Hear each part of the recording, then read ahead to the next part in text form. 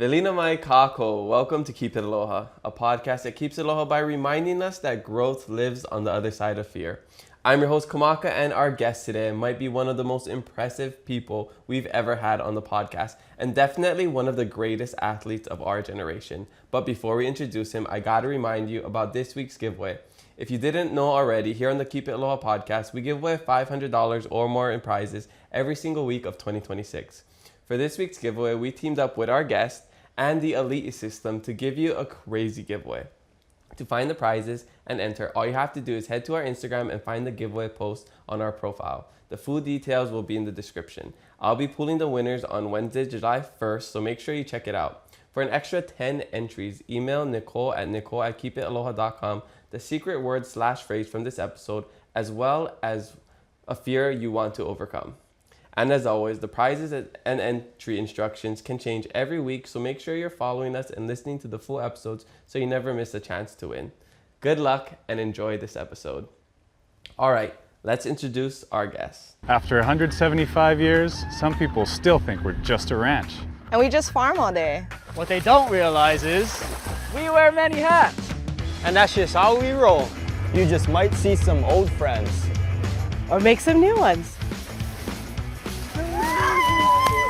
So come hang with us Drive on out to the country. and get that epic snap. No matter what you're looking for, come discover where legends are made. Our guest today is a professional surfer and all-around waterman from the island of Maui. He is widely considered one of the greatest watermen of all time. This athletic freak has spent his life pushing the limits on what humans can do in the ocean.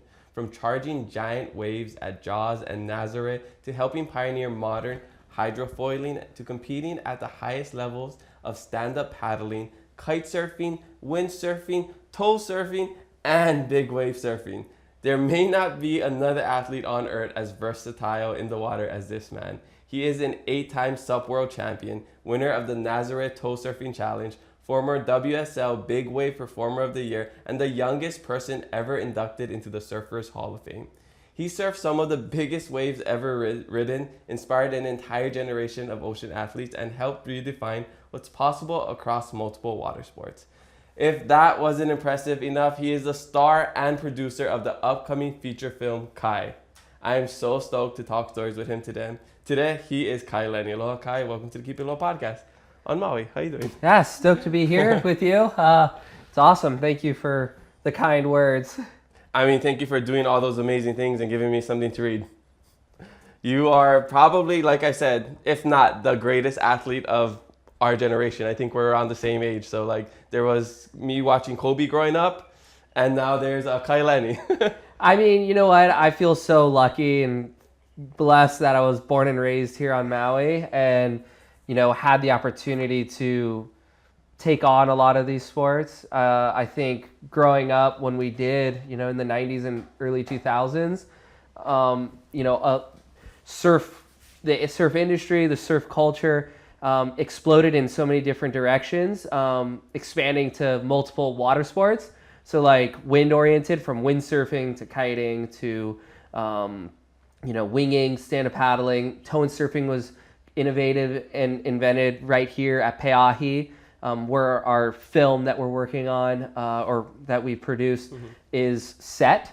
So it was just a perfect time to grow up and be able to get into these sports at an early age. And, you know, I really feel lucky because how important it is to have heroes growing up, but even local heroes. Over here on Maui, a lot of people came from around the world, whether it was Europe or North America or Australia or wherever. They came here to compete in world championships. So the magazines I looked at, the VHS tapes I looked at, and, you know, DVDs as well, I could go to the beach here and see them. So it was like, you know, before comic book movies were a thing, they were like those superheroes. And to a young, impressionable kid in Hawaii, it does feel a lot of times like Hawaii's the center of the universe because so many people from all walks of life come here to visit.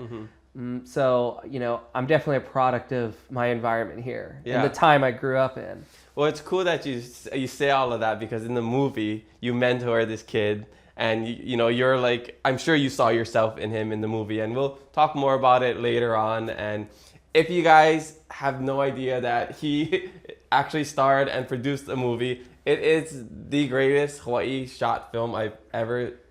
made film I've ever seen. It's that good, and we'll tease it a little bit and Sure. we'll talk about it a little bit more. But I just want to start at the beginning, just to get your whole life story, and then we'll lead up until the film. I just want to know where you from, where you grad, and what was it like growing up?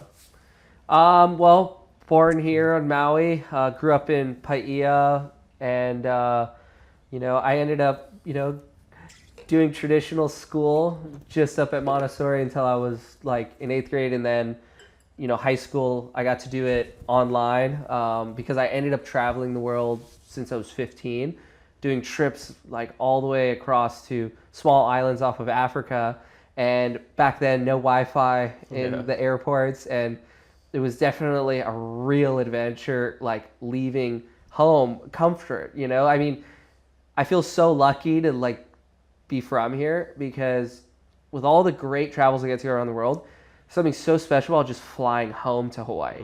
And I don't think most people have that same feeling flying home somewhere after going on vacation somewhere else. If I go on a family holiday, or if I'm on a, you know, competition trip, or I'm just going somewhere to score good waves, coming home feels like the trip. And you also get to see a lot of people that are, you know, a trip of a lifetime for them to come to Hawaii. And I'm like, gosh, I get to come home, you know? And so your travels become much more accessible nowadays, and it's a lot easier to travel. So you don't feel like you're ever too far away. But yeah, Hawaii is special in that sense that, you know, it's definitely a place that everyone dreams of coming at least once in their life. Yeah, and it's one of those things for me at least, and I know a lot of other people, is I didn't appreciate it until I left, you know, until I studied abroad in Spain, lived somewhere else, and people were talking about how awesome Hawaii is, and I was like, yeah, it's cool. And then you realize, wow, I live where people dream they could vacation for just a week. I mean, this is our everyday life. I think you're right. You don't know what you have until you actually leave the rock, and then you come back. You don't know what you got till it's gone. And so that's what I do appreciate leaving, because I come home and like just going down my street or going to the beach I grew up going to, it's like, oh, it feels so special. Even if there's no waves or even no wind to ride. I start appreciating just the trees and just the salt air, and then the smell of that air, you know? And they're little nuanced things that you don't get the benefit of, because take too deep of a breath in a big city somewhere, it just smells like, you know, trash or something. Secondhand pollution. Secondhand pollution. So it's like, yes, of course I want to stay here as much as possible, but I love leaving because I know I'll love coming home even more. Yeah, that's cool. I mean, I always say roam and come home, you know, go explore the world, because you don't realize how small we are compared to the rest of the world, and like how many things that we can learn outside of Hawaii. We're really small, but it's amazing how the ocean, the Pacific Ocean, is all connected everywhere. So the same water that may have been in Hawaii 1,000 years ago, 100 years ago, I don't know, the currents are constantly moving across these oceans. That same water could be all the way in Africa, it could be in Europe, it could be in Asia. And so we're all connected by water, and it's actually mind-blowing. You can travel to the farthest, craziest corners of the earth, and there's people that will either, you know you, or will be excited to know that you're from Hawaii. And you end up creating these crazy, awesome friendships where they become essentially ohana at one point, you know? And there's just this connection that is wild. And then, you know, it's great because people are very generous around the world and will bring you in and give you the experience like a local. So I always look forward to like, oh, come to Hawaii and like, I'll, you know, take you on the water. We'll go, you know, watch some really big waves. Yeah. No, I mean, playing the Hawaii card has always benefited me anywhere. I mean, one, especially if there's like politics going on in the world and you say you're from Hawaii, they don't really associate that with America, because sometimes outside, you know, countries, they don't really like America. So they're like, oh, Hawaii, super cool. It is surprising, as well known as Hawaii is. It's crazy how I've had encounters where people didn't know what Hawaii was or where it was. Or if you need a passport to get there coming from the States. They didn't even know. They're like, And I'm like, no, it's an island in the Pacific, it's like in the middle. And they're like, really? And they just, but you sound, like you speak English, like they just, it's really cool actually when you can find someone that doesn't know, because then you show them pictures and they're like, wow, this place looks insane, So when you leave Hawaii, like you go California or somewhere, do they think you're Mexican, or do they cause I feel very lucky to have like the darker complexion, because you can kind of mix in almost anywhere in the world. What do they think you are? Because usually if I go and I have a little face hair, they're like, oh, Mexican or something. I mean, it just depends. If I don't open my mouth in a lot of places, they'll think I'm that. But then I start speaking and they're like, oh, wait, he's not Mexican. Or when I'm in Mexico, definitely look like I could be Mexican. I've gotten like Native American before. I mean, I've actually gotten like a little bit of Aboriginal in like Australia by somebody, until I open my mouth. They're like, wait, you're not Australian. And it's just the darker complexion, even when I'm in Europe and like Portugal, people think I could be Portuguese or from the Azores or something. Again, as soon as I open my mouth, but I'm pretty lucky to be recognizable enough that people will come up to me and being like, oh, like really want to, show me a good time, or like, take me to their surf spot or whatever it might be. But I can't imagine being on, what the next level of fame would be, because you couldn't move through the world quietly, and there's something pretty rad about, just being able to be anonymous in places. And I get quite recognized, in places, with surf towns, but it's cool to just, mix in to, assimilate wherever you are, try to feel what the culture is and just be that for a little bit. Yeah. That's awesome. So you got to travel a lot when you were young. So growing up, you were just like put on a board early. Like what was like your household dynamics? Like did your parents surf? Were they in the water a lot? Yeah. So like my parents were avid surfers and windsurfers. And, I feel like in Hawaii, it's so cool because for us, the ocean, water, it's cultural. And that's kind of how I raise my kids now, where, it's just a part of life. And so for me, if I didn't know any better growing up, I thought everyone just went to the beach and surfed, on the weekends. I thought it was just a gathering place because you'd see your friends from school and their parents, or you just see people you'd never see unless you're at the beach. And Maui is, so much coastline, and it's pretty easy to drive anywhere on the island pretty quick. Our mountainous areas are pretty isolated. And so unless you're driving to Hana or, the backside to, the west side of Maui, the roads are really flat and straight. So you can kind of get across the other island to get South Swell within 20 minutes, or you can get the North Swell.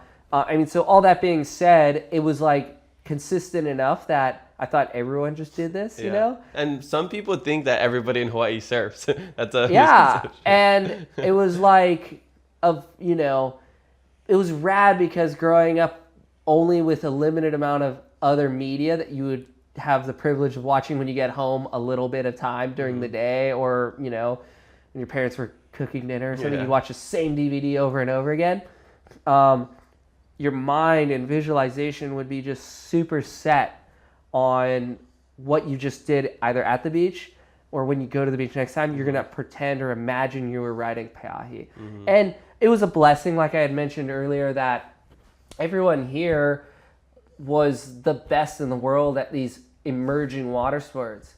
And, at one point it was literally, as far as like surfing oriented sports, it was surfing and like windsurfing that were that board sport. And then it evolved to kite surfing, and how windsurfing spun off of surfing and like Hobie cat sailing. The same thing was with kite surfing became a thing, and then other sports including the hydrofoil, and everything's just emerged. I was just at the right place at the right time, didn't know any better, and because there was no other kids or very few kids on the island that would participate in it, it was just lucky because, people would come and be like, oh, I'll give you some gear to ride and stuff. And you're like, all right, like sick. And it was just at 4 years old, after I caught my first wave on my own, I already knew what I wanted to do the rest of my life. And it's also a case of having too many options nowadays.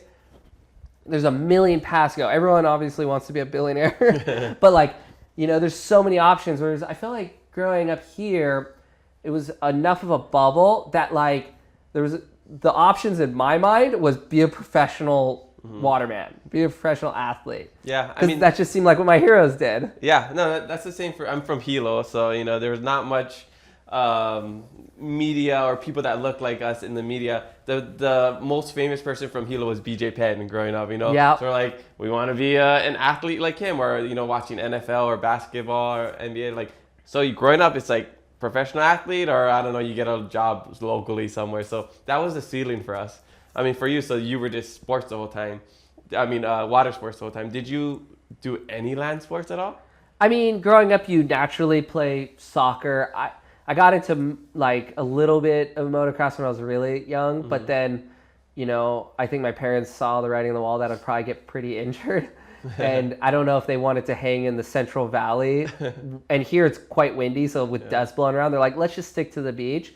But I think about being a product of my environment. What would be my life if I grew up just on Oahu, which is 100 miles away, right? Like, if I grew up on the North Shore, I probably wouldn't be into the wind sports quite like I am here. Here, it's the windiest island in probably, you know, the entire state. And I felt like wind sports, if you didn't do it, you'd be missing out on a lot of conditions because it's not always great surf, but it's always great for something else. So that was a philosophy. And I also listened to people I was inspired by, like Robbie Nash, Laird Hamilton, Dave Kalama, the Strap Crew back in the day.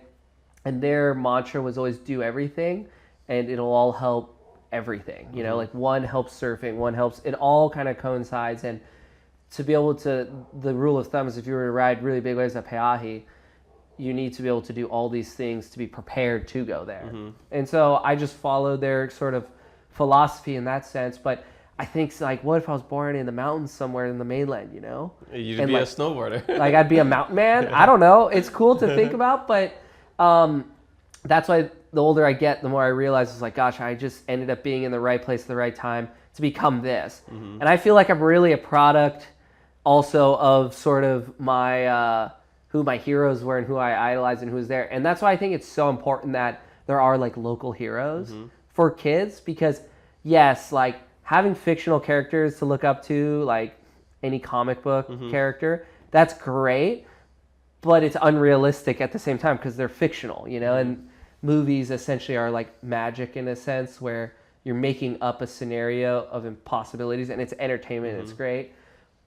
But there's nothing cooler than when you could go to the beach as a kid and you see a hero of yours and they have like a sticker on their board and you're like, you end up that's their favorite brand. And that's great for the industry to promote that. And I don't think they do that enough anymore. They just go for top dogs on a world tour level, and maybe not as much local heroes, or at least not supporting them to the point where they could make a, you know, at least a livable wage and then maybe have a side job on the side, you know. But, you know, the industry has changed and but the culture is like, for these sports to continue, it needs to have this support on a local level. And, you know, having been involved in like a lot of beach cleanups and like ocean advocacy and like microplastic solutions, if I've learned anything, it's like, if you try to think too globally to save the world, it's impossible. But if you just focus on your backyard and just your beach, you know, if everyone just did that, you'd save the world overnight. Yeah. You know, and so even here, you know, I love that in the Hawaiian culture, people are so proud of the land that maybe they don't own, you know, themselves, but, you know, it's the Aina, there's the, you know, everyone has like a kuleana to the island, you know. You know, there's like there's a connection that's deeper than most people have anywhere else. And if everyone in the world had that deeper connection to the area around them, a lot of problems wouldn't exist. And so I'm like, okay, if we want to save the world, we got to start in our backyard. Yeah, I mean, that's if you grow up in Hawaii, especially in like more culturally rooted areas, then you're just taught that. I mean, it's almost, you're not taught that like somebody's telling you like, hey, go do this. It's like you see what everybody's doing around. You see how everybody's treating, you know, the ocean, the land. You see that we're not touching turtles or throwing rocks at monk seals, you know? And it's just like, it's when people come here and they don't have that kind of knowledge or education because that we have, that's when, you know, there's conflict. And well, there's a lot of shock when people come here and they're not used to seeing green sea turtles or they're not used to seeing monk seals. And for us growing up here, I always appreciate it and I think they're magnificent creatures, but it's like, you know, I think you grow up, like, you don't need to touch everything. Yeah. Because Auntie would slap your wrist anyway, like the teachers growing up, you know, like, it's like, I can appreciate it from like 6 feet away. Yeah. And honestly, if you know how monk seals really are, you wouldn't want to get near one. They're terrifying. And they can move quicker than you realize. But I mean, all that being said, it is a shock factor. And of course, people need to be educated to a certain level. But, you know, there's so many people coming in and out. I mean, I think most people generally do the right thing, but there's always bad eggs. Yeah, and it's just like anywhere, you know, like that small group of people stick out more than the larger people that are following, you know, common sense perhaps, not even rules. Yeah. What was like the biggest thing that shocked you when you left Hawaii for the first time? You know how sometimes we leave and like, wow, snow, I've never seen snow before. I mean, or like how people act, you know, they're different. Like I moved from Hilo to Oahu and I thought people were so different just from that move alone. You know, I think it's just like, maybe it's the fear of the unknown of like not knowing how things work other places and thinking if you're in a city, every dark corner, there's someone's going to come out and get you, you know, like it's just different.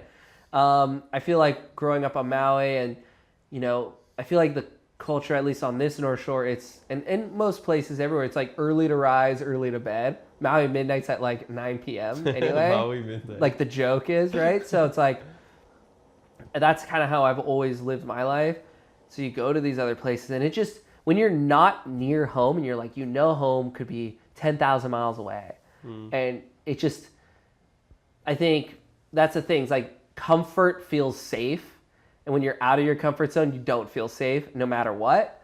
But that's why you have to be uncomfortable or allow yourself to be uncomfortable, because the best moments in life come from being uncomfortable usually. Because there's like a risk involved. There's taking a chance. You know, nothing great's going to really happen sitting on your couch at home or doing the same routine. And while you could sort of live a perfect existence someplace, it is nice to like not know what's around the next corner. Yeah. Well, I think that's what makes you so special is that you got comfortable being uncomfortable a lot growing up. And now every time something new comes like about like hydrofoiling, you're an early adapter because you're like, oh, I want that challenge. Like I could just be the best SUP, you know, I could just win championships every single year just doing this all to the rest till I die.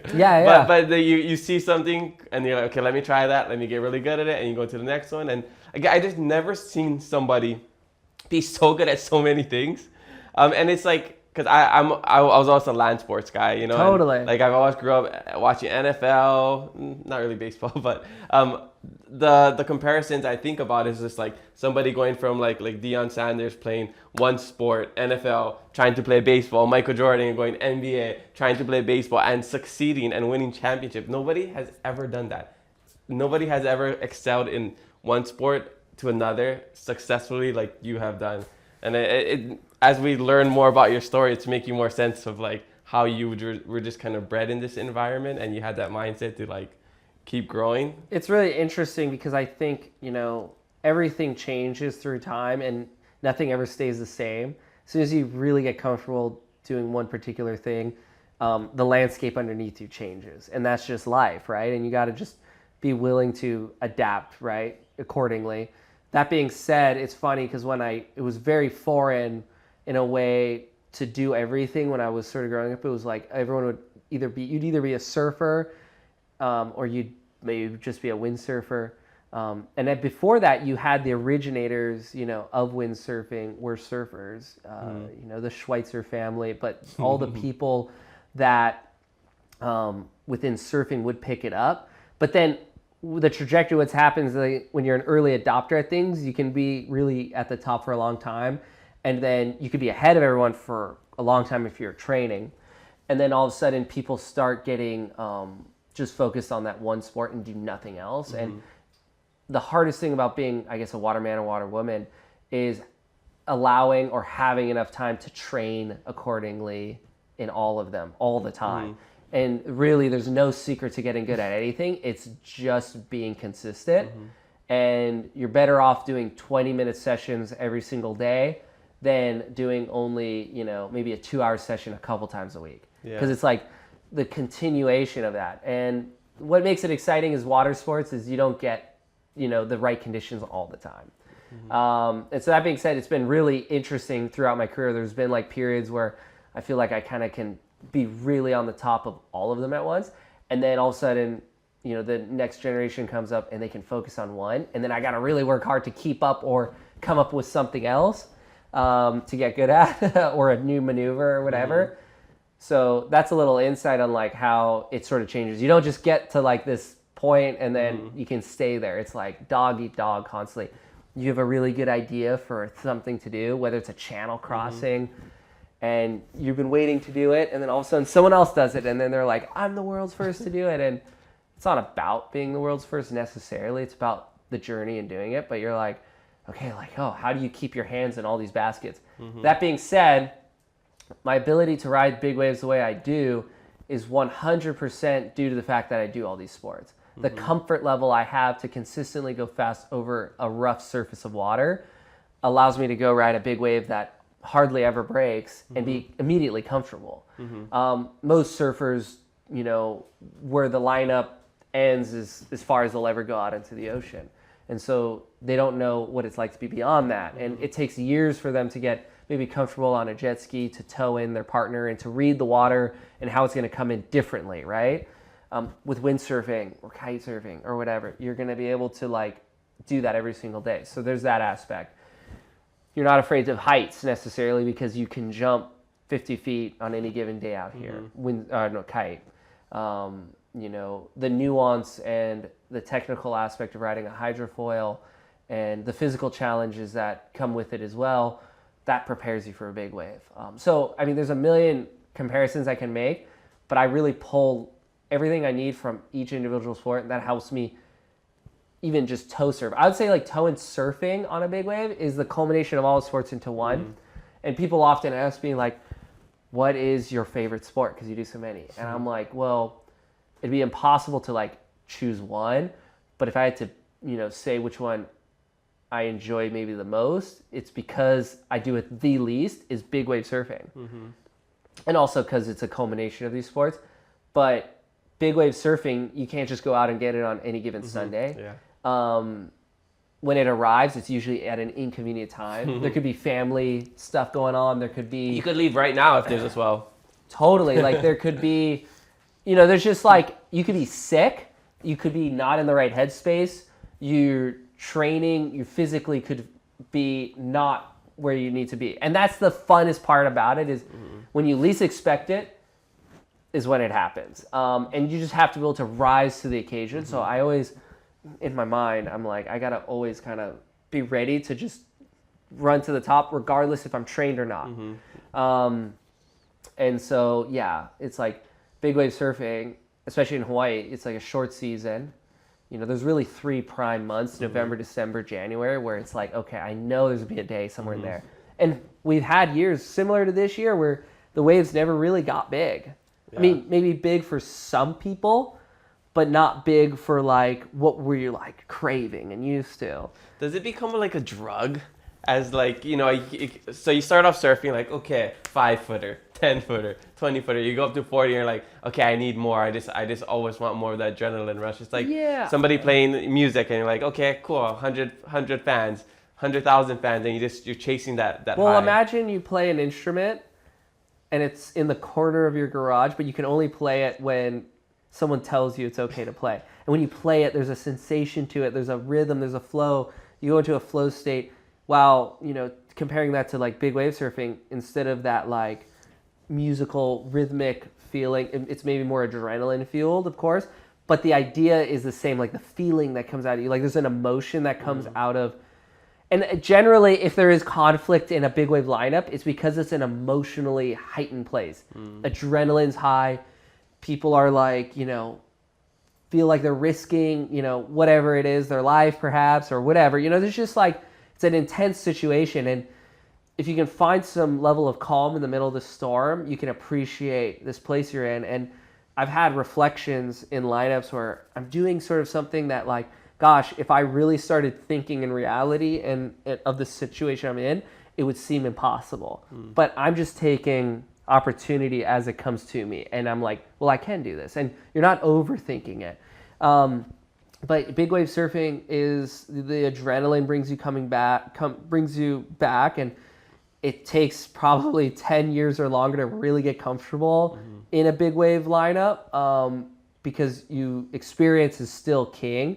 I think in a lot of other sports, you could be a young gun and show up hot and dominate. I feel like big wave surfing, while people very young have incredible performances, to be consistent at that over a number of years is very, very rare. I would say oftentimes the best big wave surfers out there have been in the game 20 years already, which is always impressive. That you have to really want it to be there. And you see people, you know, ebb and flow throughout the lineup, and the ones that, you know, really, really want it usually stick around. But then again, some people might just want to have a goal of riding a really incredible wave for a couple seasons.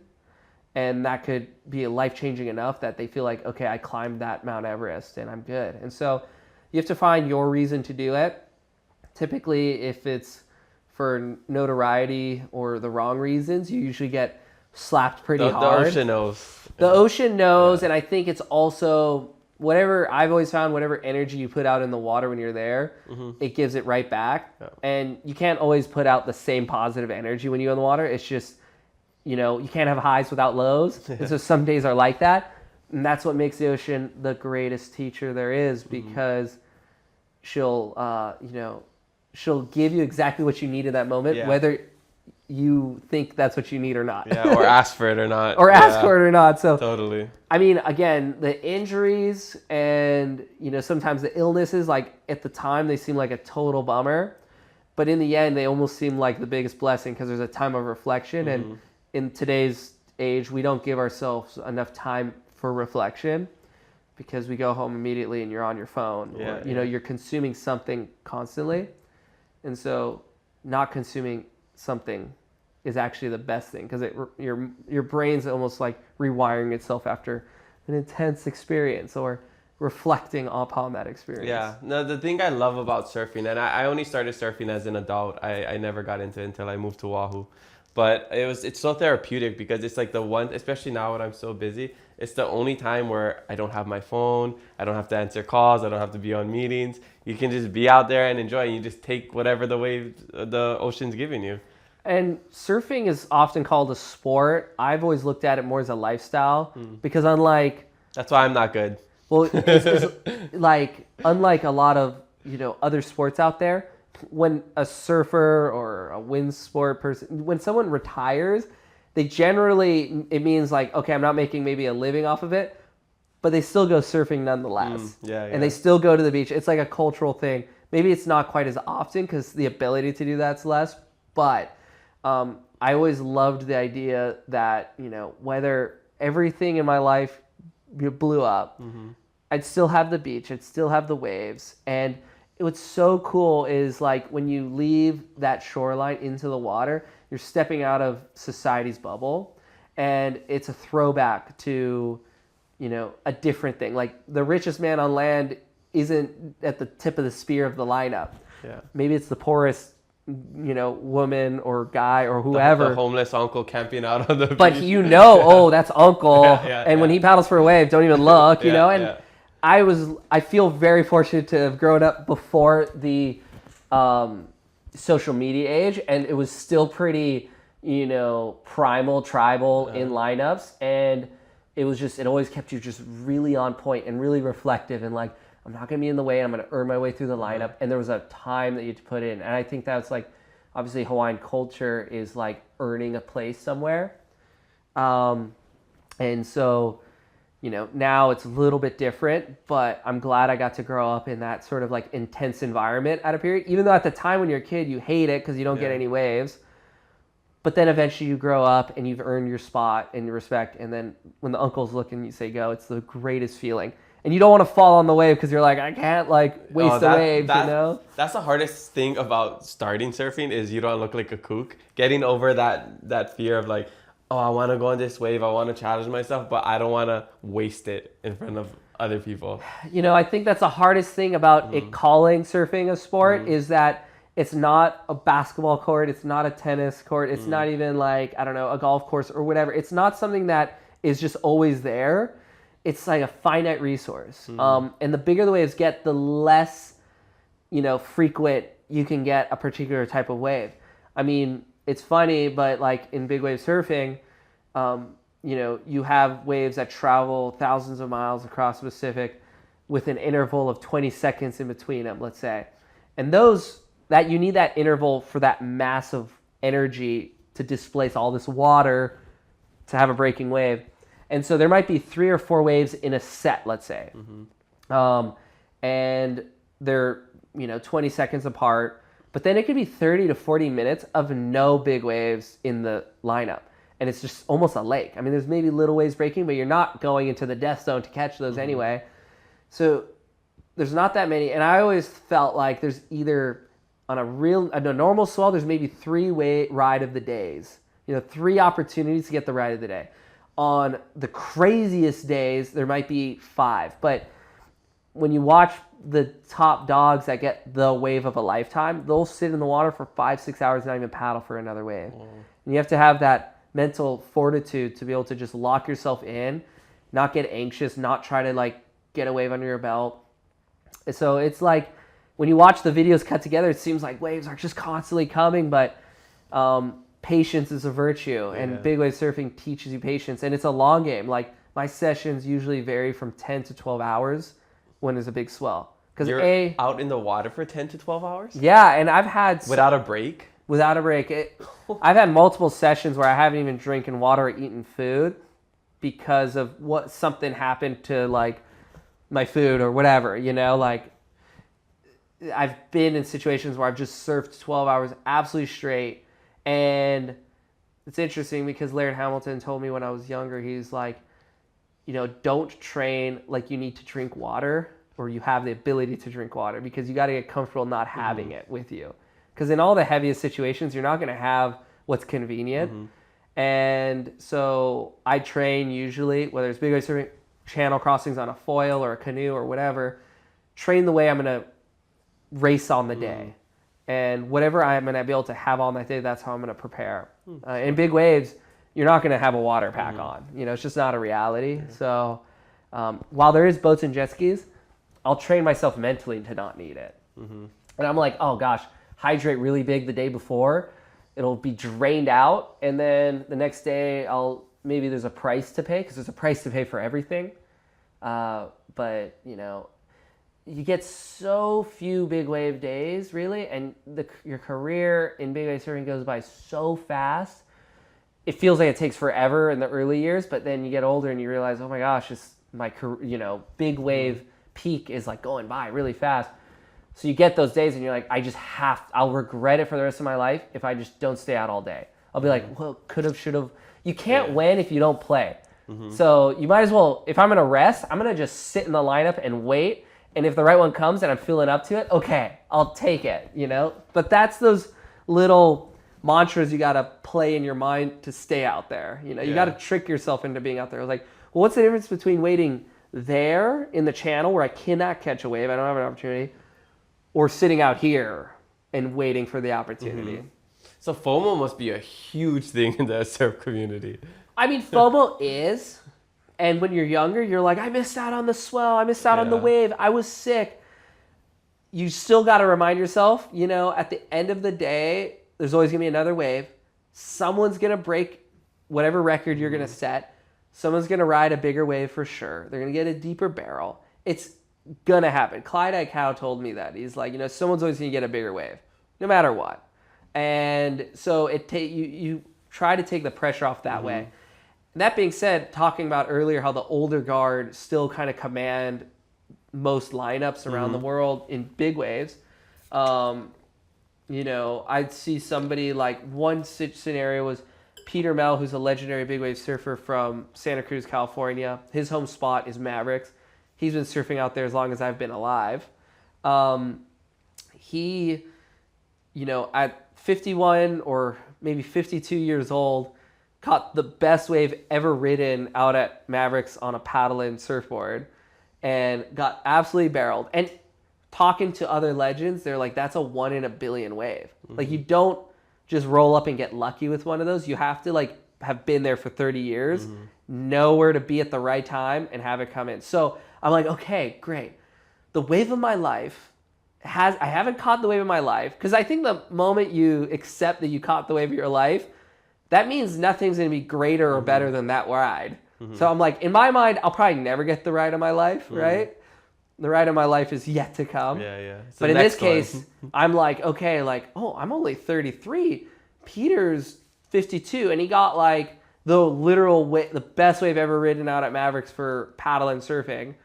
Okay, I got so much time to get there. And so you have to give yourself grace too and allow yourself to have the pressure lifted off your shoulders a little bit. As soon as you let go, you always get the rides, you always perform. But if you're trying to control the ocean in any way or force things to happen, it's very rare it plays into your favor. And some guys are able to will waves out of the ocean, it seems like it, but they're just in touch with letting go, which is like when you wipe out on a giant wave, you know, you want to fight and, you know, try to swim to the surface, but it's an unstoppable force and you're caught up in it. And you just have to like almost succumb to it at a certain level and just allow it to do its thing. And when it lets you go, it lets you go. And that's how you come up uninjured.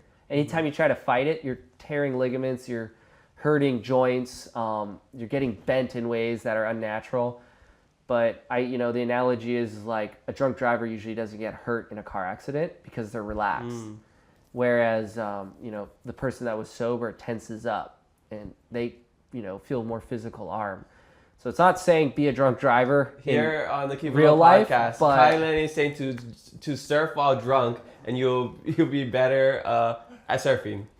Definitely not. We can cut. But that, I mean, right? I have We seen can make some a clip of drunk that. uncles for sure get pounded and seem like nothing happened, Yeah, that's a good point. I remember seeing a clip of you talking about that, how, especially when you wipe out and you want to, I've been there where I'm just like doing that. I'm just like, okay, I'm not at the surface yet, but instead of just like being limp, and you said like your body has been thrown in all kinds of different positions and you didn't even get hurt just because you were limp like that. It's interesting too, like the philosophy too on like training for big waves. Like I think everyone equates like doing a lot of stretching or even like yoga as being like what surfers do for surfing, but you don't want to get too flexible because you almost want some tension between the muscles on your joints and the ligaments to be really strong in order to not like get dismembered underwater. People that end up having a lot of knee injuries tend to be ones that really practice maybe a lot of stretching. And you still want to stretch, you still want to prime your muscles and everything. But, if I've talked to the best of the best across different generations of surfing, a lot of them always say the same. And what they end up doing is either, to compound on top of their sport or, surfing, they end up lifting really heavy weights, keeping their workouts to maybe 30 minutes of just intense, and then doing the stretching and doing like kind of maybe some anaerobic exercises, and then compounding that with a lot of cardio training. So a lot of professional athletes across even disciplines outside the water utilize the road bike because it's low impact on your joints.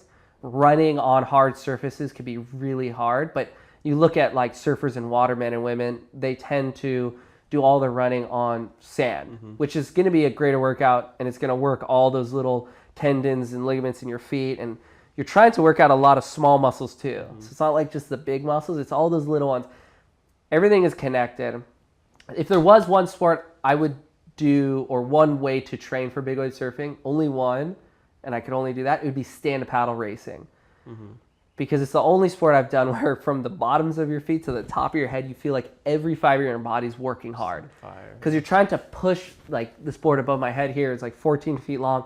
You're trying to push this board through the water. And the nice thing is you're symmetrical. There's symmetry. And in surfing, we get so contorted because we only surf one stance. Unless you're Lenny, I can surf, switch stance, and do flips and surf it backwards and all that stuff. Well, the idea of surfing switch is really good because it actually allows your body for longevity purposes. And that's really one of the reasons I push hard to do switch stance. But because stand-up paddling can be so symmetrical, and I could get my heart rate up within 10 seconds of jumping in the water and doing a sprint, I'm able to really regulate my heart rate later on. And I think at the peak of my racing career on an SUP, going across the Kaiwi Channel from Molokai to Oahu, that race typically could vary, depending on conditions, anywhere from 4 hours to 6. There was one year there was no wind for it, and the current wasn't in our favor. It was rushing from Oahu up towards the most northeastern point of Molokai, so it was upriver essentially, and it was like a 5-knot current. My heart rate on average was 195, and my highest was at 205 for 6 hours. And it took years to train up to that point, and it would take me a while to train back up to that now. But when big wave season would come around when I was younger, I felt superhuman in the sense I could take a giant wipeout and not even be out of breath and go immediately back there. I did not need any calibration in the lineup. So when I was younger, and it was really, it's still, of course, you never lose that fear of riding big waves, but you understand it, so it becomes less scary because there's an understanding. Fear of the unknown is what's scary mostly. In the winter, I was fearing the big waves, and I wanted it to sort of end after a while. I'm like, okay, I want to get out of this life. And then in the summer, I was fearing all the channel crossing races that I would do, whether it was on a prone paddleboard or a SUP or a hydrofoil. It was a different sort of fear. It was like a intentional trauma, because you're like forcing yourself. You can stop paddling at any time, but to be able to like have that mental strength to not is the art form. Is to be able to push your body to that limit and not stop, even when everything is screaming too. And so that was always a wonderful dynamic, be scared in the winter, kind of ride on my SUP training, and then in the summer get that SUP retraining, and then be just scared of the torture that comes with it. But that's, like anything you try to take to an elite level, it's going to require some sort of price. There's a payment, In order to ride the wave of your life, you got to be willing to pay the ultimate price. And people have, which is scary. But I focus on the goal. I don't focus on what could happen, because all the training should take care of what could happen. And I shouldn't even have to worry about it, because the training was done weeks in advance. Yeah. I mean, so you've looked fear in the eye so many times, almost everything that you do. Is there anything that, like, you're afraid of, or something that... I think it's like, I'm sure it's like scientists trying to study space and, the beginning of time. The more you learn, the less you know. You're like the guy who climbed the building.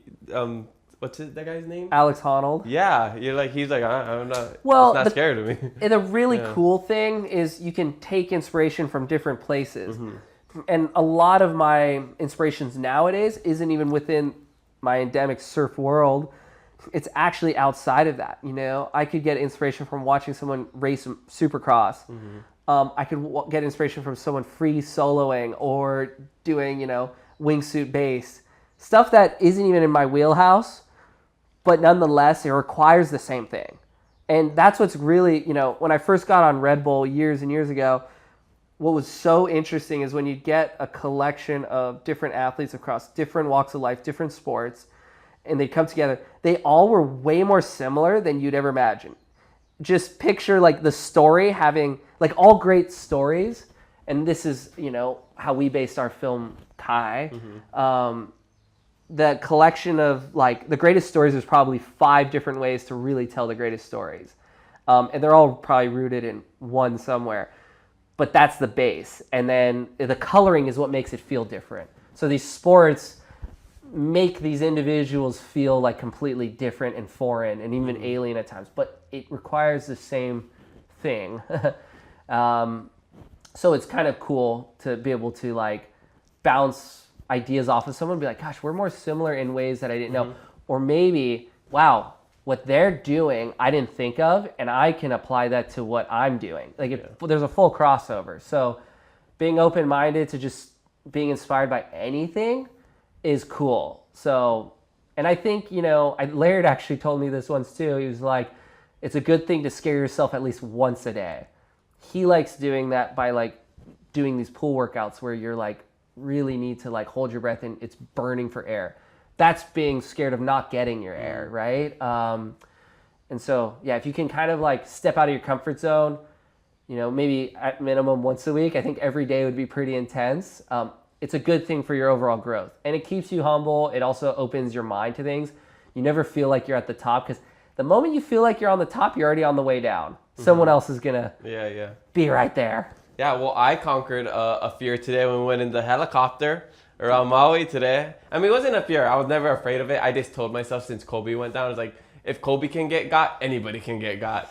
So that was kind of it. But as soon as we were in it, I was not even thinking about any other thing. This was just so beautiful. That's all I was thinking. Yeah, I mean, the helicopters for sure, you hear about the ones off the, Nepali coast. And I think with helicopters, there's a lot of situations that if you're in, wind shears off of these like steep valleys and cliffs, if weather rolls in really quick, like Kobe's accident was like not an instrument rated pilot in fog. Yeah. And you have to be able to fly without necessarily seeing. They didn't have Lenny co-piloting. Well, that's why we were so safe.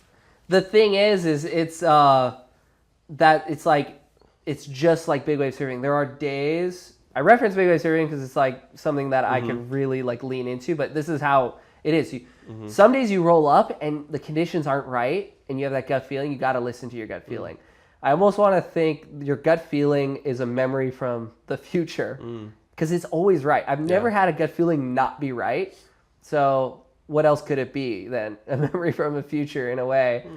But like, helicopters in general are much safer than like a single engine, aircraft, a small plane. I feel way safer because you can auto rotate down. But if I go flying, I choose the days I fly, and you just err on the side of caution. It's like, yes, you can be the best big wave surfer in the world. You'll never conquer a big wave, really. You can ride alongside it, and sure, you can match power with power for a moment with these Sea-Doos and these powerful machines. But Mother Nature always prevails, And on that day, they should have probably just took in the car and copped the LA traffic. Hindsight, and we all wish Kobe was still among us, but, that I take those lessons. And I'm like, you know what? I just flew 24 hours to get here to Portugal, Nazaré. It's onshore, it's bad. I have this weird gut feeling. I'm going to just take an L on this and not go out. What is there to prove? Am I trying to prove something to someone else? When you start sort of doing that, it's a slippery slope. If you have something to always prove to yourself, you end up impressing everyone around you. Yeah. And that's setting your goals in impossible places and then working your way towards that. I mean, speaking on that topic, you're 33. You've accomplished so much.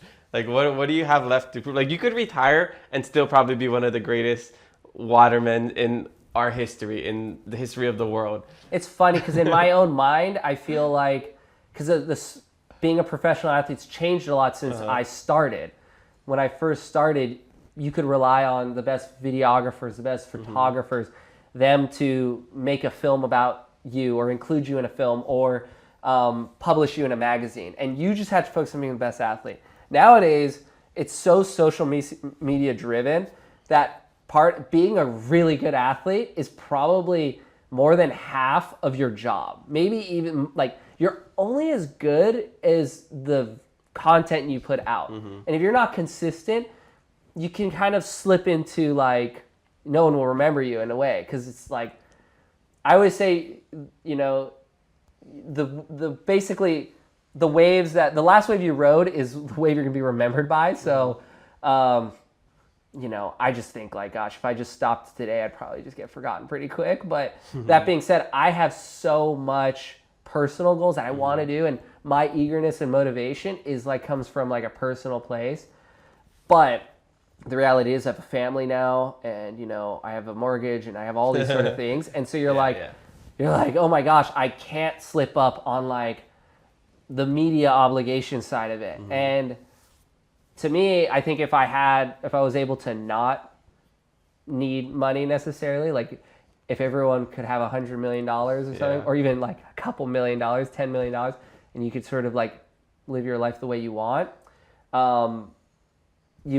I'd probably not even be on social media. Yeah. But I do like social media in the sense that I get really inspired by amazing stuff people do around the world. And that's a cool thing. You used to have to be born and raised someplace where everyone could come and see you. Like I was here. All the people saw me do these multiple water sports. You could be John Florence on the North Shore of Oahu. Everyone saw him do that on the North Shore of Oahu. Nowadays, you could be a kid from a nowhere town, post it online, and become a hero. And of course, there's a lot of work from there, and you might have to leave home to pursue that dream. So it's a positive, I'd say, more than anything. But the job title of being a pro athlete has changed. You kind of fall into the trap of becoming, an influencer of some kind. Which you're so right. Yeah. kind of goes against the spirit of surfing a little bit. Like the humility that you were told by your uncles. Don't toot your own horn. Don't say, oh, how great was my wave, or this. And then also, too, at the end of the day, sometimes it feels weird because I'll post every sport in a week, and I do get to go in the water every single day. And it's like, hey, look at me. Look how great my life is.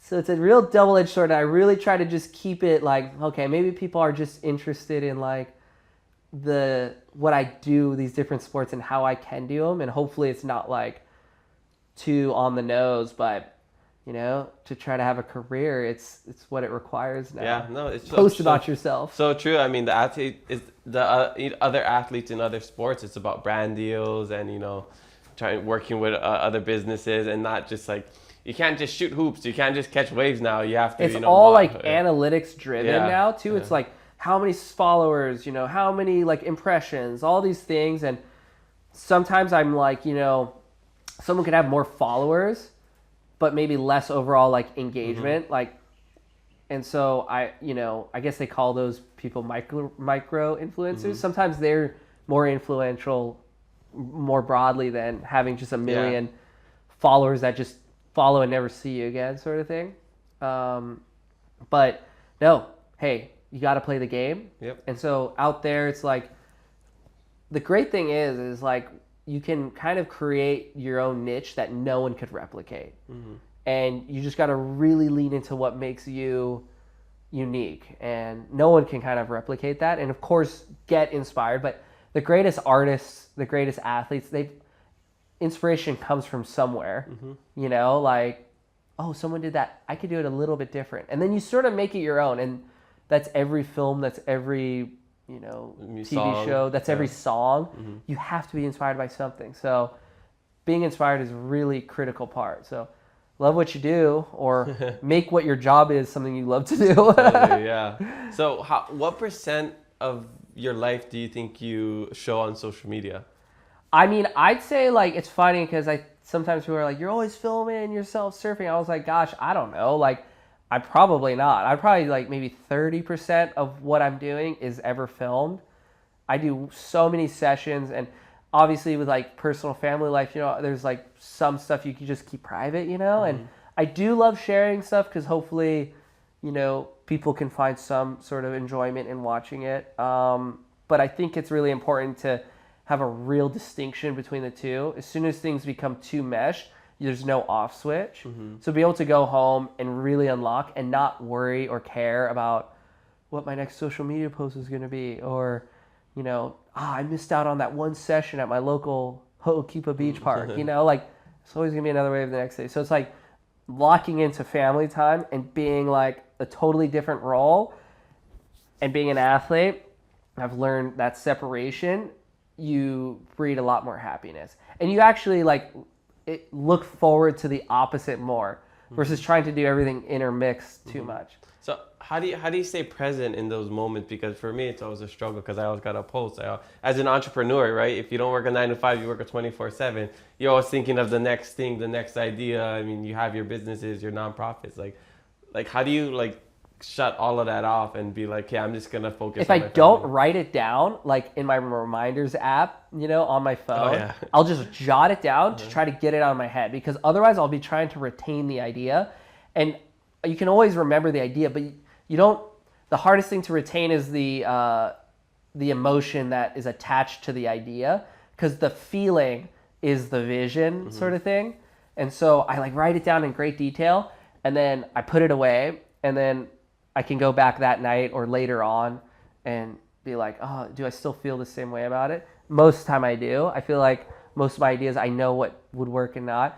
With social media, it's kind of like, oh, I'm going to go hard for a couple weeks to collect clips or, actually get them ready and then send them out, and not try to get sucked into who commented or what, because just like in your wave riding, you're only as good as the last wave you rode. You're only as the last post, it's forgotten tomorrow. Yeah. And it's funny too, because at one point when we started doing wing foiling, you could do a simple backflip or a simple front flip, and it could go viral around the globe within our water sports community. Nowadays, the tricks are so technical, it's so gnarly, and people don't know how crazy it is. And these kids in Europe are doing crazy stuff, and they get no sort of engagement on it. And I trip out. I'm like, if only people knew how gnarly this is, from being someone that does it. But that's what ends up happening when things get too far away from an understanding. It's okay, they're just spinning and doing this thing. But yes, you got to find a balance, and you got to find what works for you too. You got to also manage that with your sponsors or your partnerships, because they're we need 3 posts a year or 3 posts a month, and it doesn't sound like a lot, but to do really good ones that hit home, that's actually kind of there's a long lead up to that. Totally. Yeah. Whereas for me, I'm okay, I have a trick idea that might take a week or two to dial in, but then I'll be able to post just 30 seconds of that.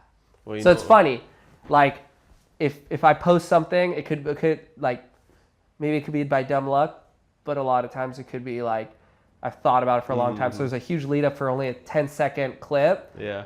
That people appreciate for 24 hours, and then it's gone. Well, I already gave you your new idea, right?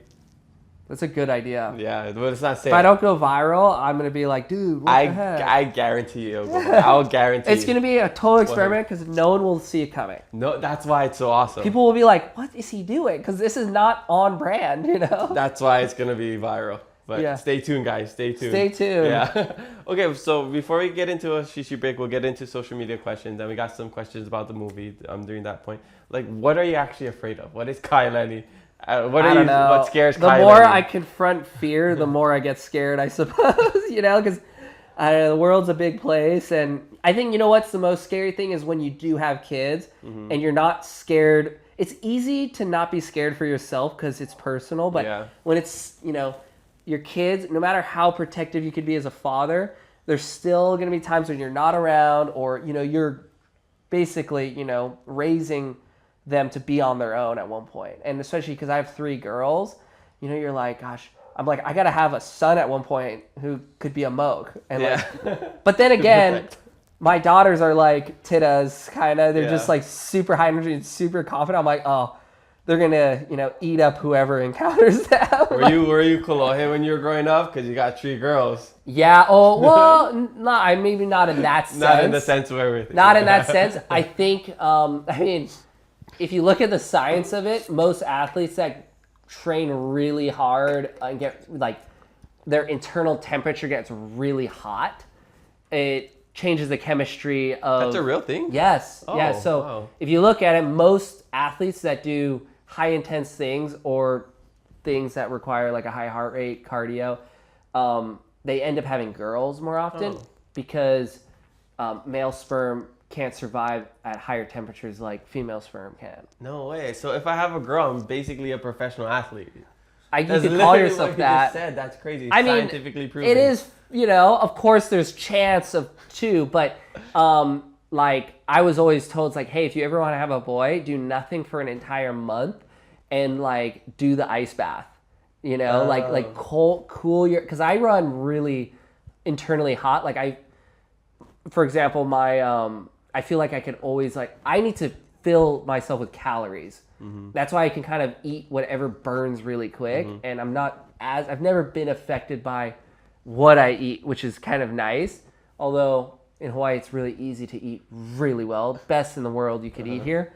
And also really easy to eat really bad. Totally. And that's the distinction. But yeah, I think that is kind of real science. So, that's crazy. Kind of the people I all was inspired by all have girls, and I'm like, you know what though? Can you imagine a world with like a, Laird Hamilton's son? Like, I don't know, that'd be like too gnarly, because Laird is like super gnarly. He's like, he grew up Kauai back when he was like the only white kid there. It was like, but it's funny, like that is like part of it. There's chance and there's God's will, of course. But crazy.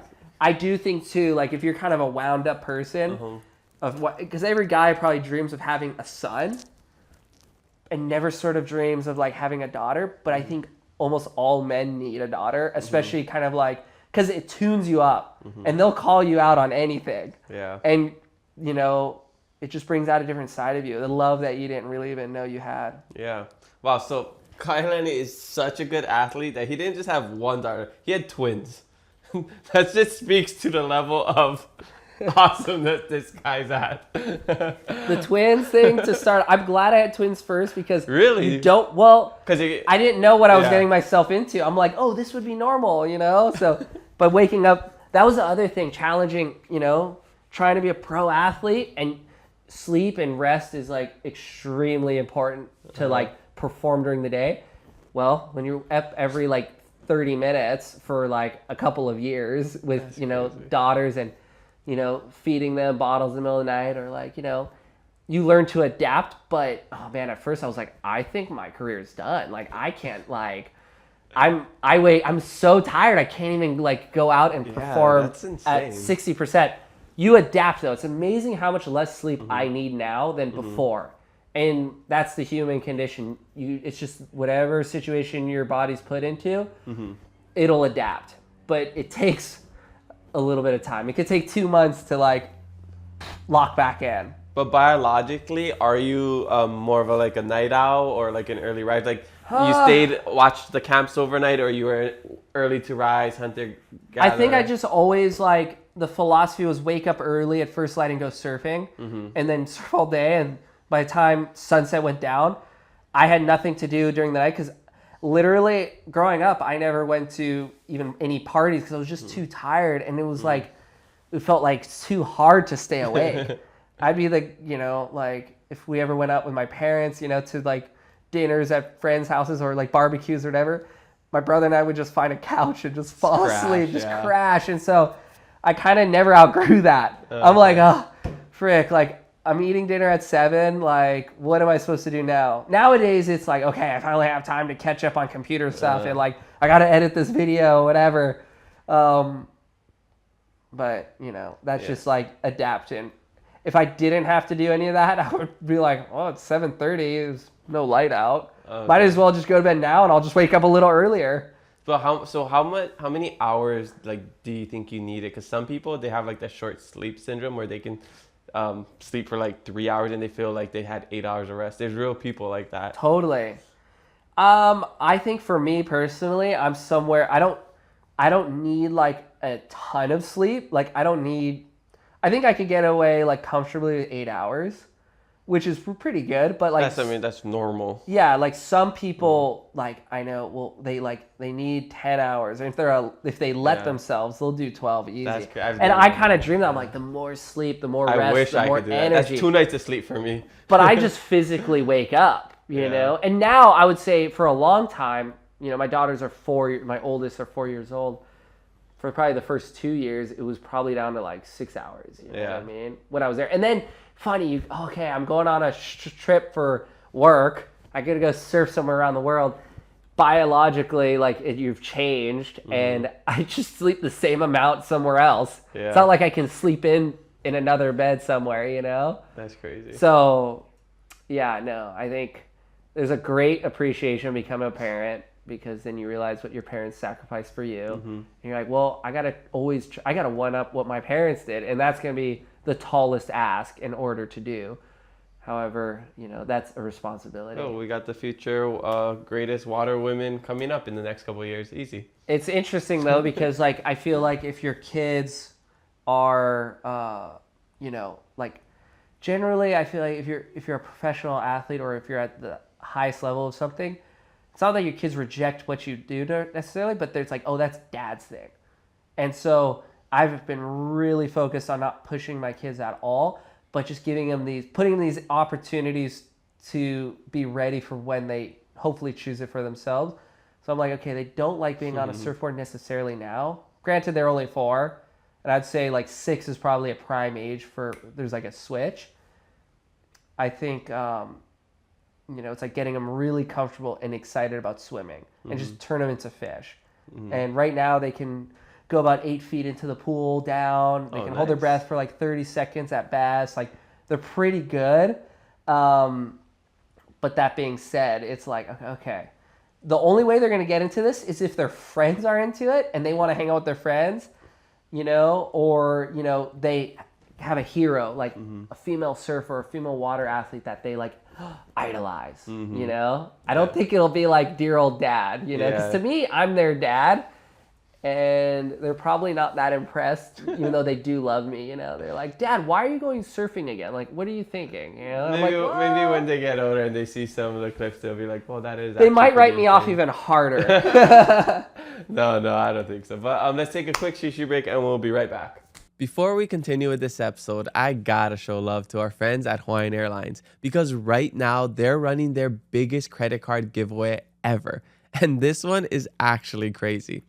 All 2026 long, if you're using the Hawaiian Airlines World Elite MasterCard, every single swipe counts as an entry into their sweepstakes. Just like us this year on the pod, they're going big. Every single week, 7 people will win 100,000 Atmos reward points. And every month, 1 person wins 1 million points. That's 44 million points given out this year. Imagine how many places you could go with that many points. So the more you use your card, the more chances you get to win. And if you're a resident residing here in Hawaii, it gets even better. You'll earn 50% bonus points on all purchases, up to 5,000 bonus points during the promotional period. Winners get contacted directly, so if you see something from Martin Kane, don't skip over it. That could be your points right there. Restrictions apply, no purchase required. See rules. Ends December 31st, 2026 at 11:59 p.m. Eastern Time. If you want to learn more or enter, check out hawaiianairlines.com/greatpointsgiveaway. Good luck. All right, we're back from a quick shishi break. Mahalo to Kai for letting us record this in his boardroom and giving us some Red Bull to provide the best quality shishi on Maui right now. Thank you. And shout out Maddie for recording. Etienne for putting this all together. Let's get into the social media questions. All right, first question comes from Chad K. Campbell. This person says, what's the status with the Peahi movie and what's the stories about the production? So he's referencing the movie that you guys made that I say is the best Hawaii made film I've ever seen. It's coming out this summer. I think you're great in it. The actors are great. Past podcast guest, Kimo. Uncle Kimo was in it too. He was great. So if you want to talk about that and share some things with people that, you know, this is the first time they're hearing about it. Yeah, you know what? It's just on paper, you're like, let's make a film. It's going to be super fun.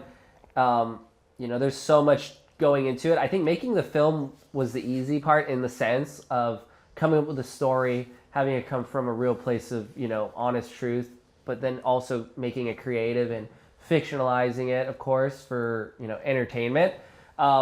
Filming it, you know, there's the challenges for us was really, you know, how do you film kind of a feature film, indie style, when the waves are 60 to 70 feet tall. You know, like no one's ever done that. And so being able to pull that off was like a giant sort of relief.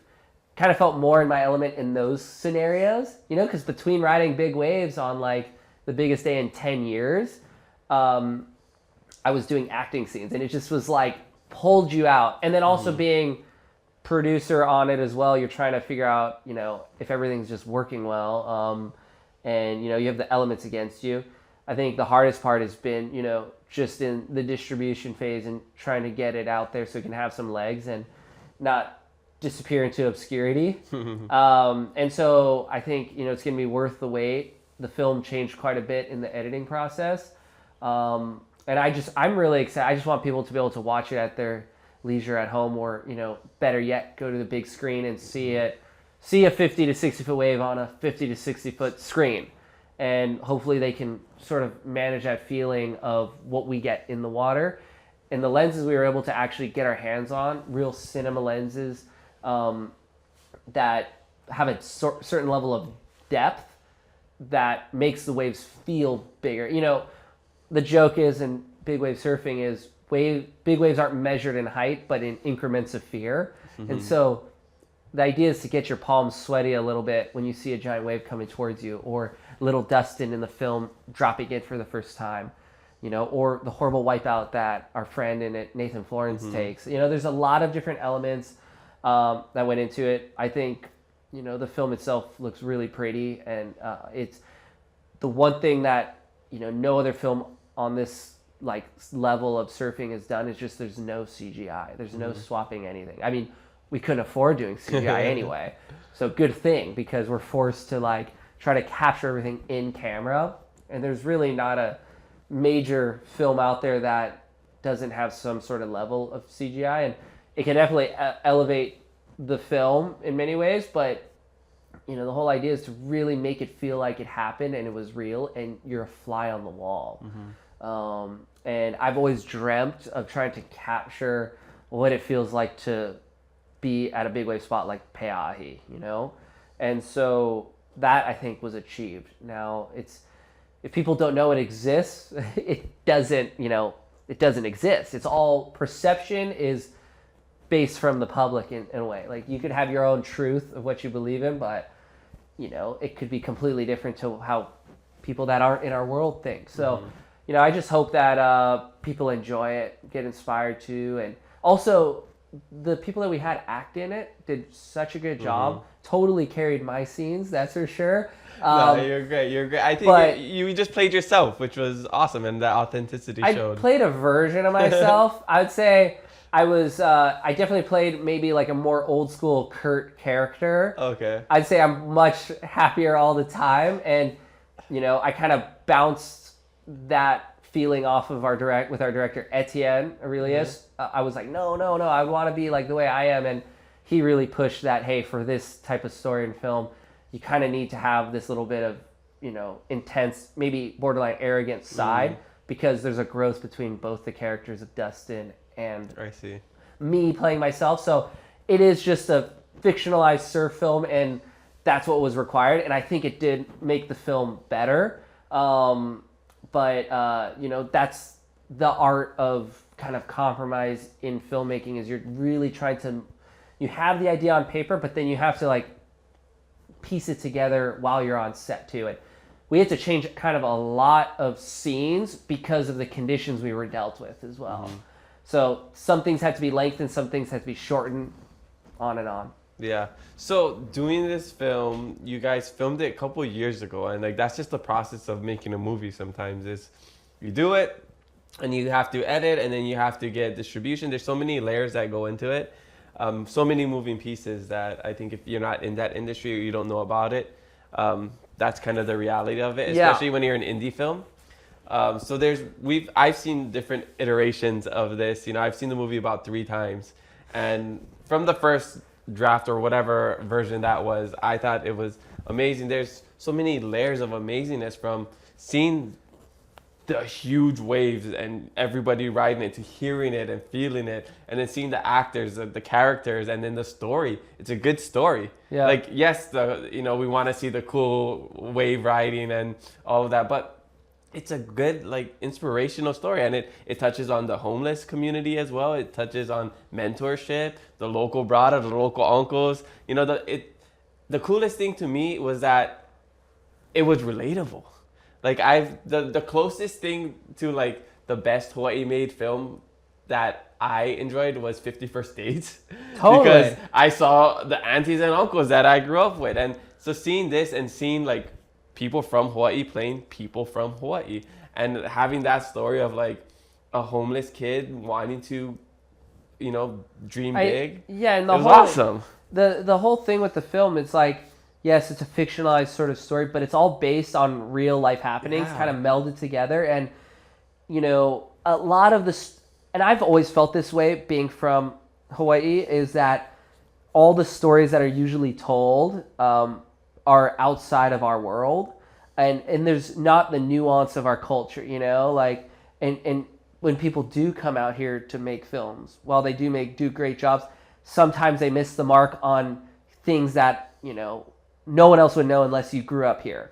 And so there's a real intention to really make it feel like grounded Hawaii, like if it was existing right then, right now, not like a fantasized sort of. And the reality of Hawaii is, a lot of people come here for vacations, the trips of a lifetime.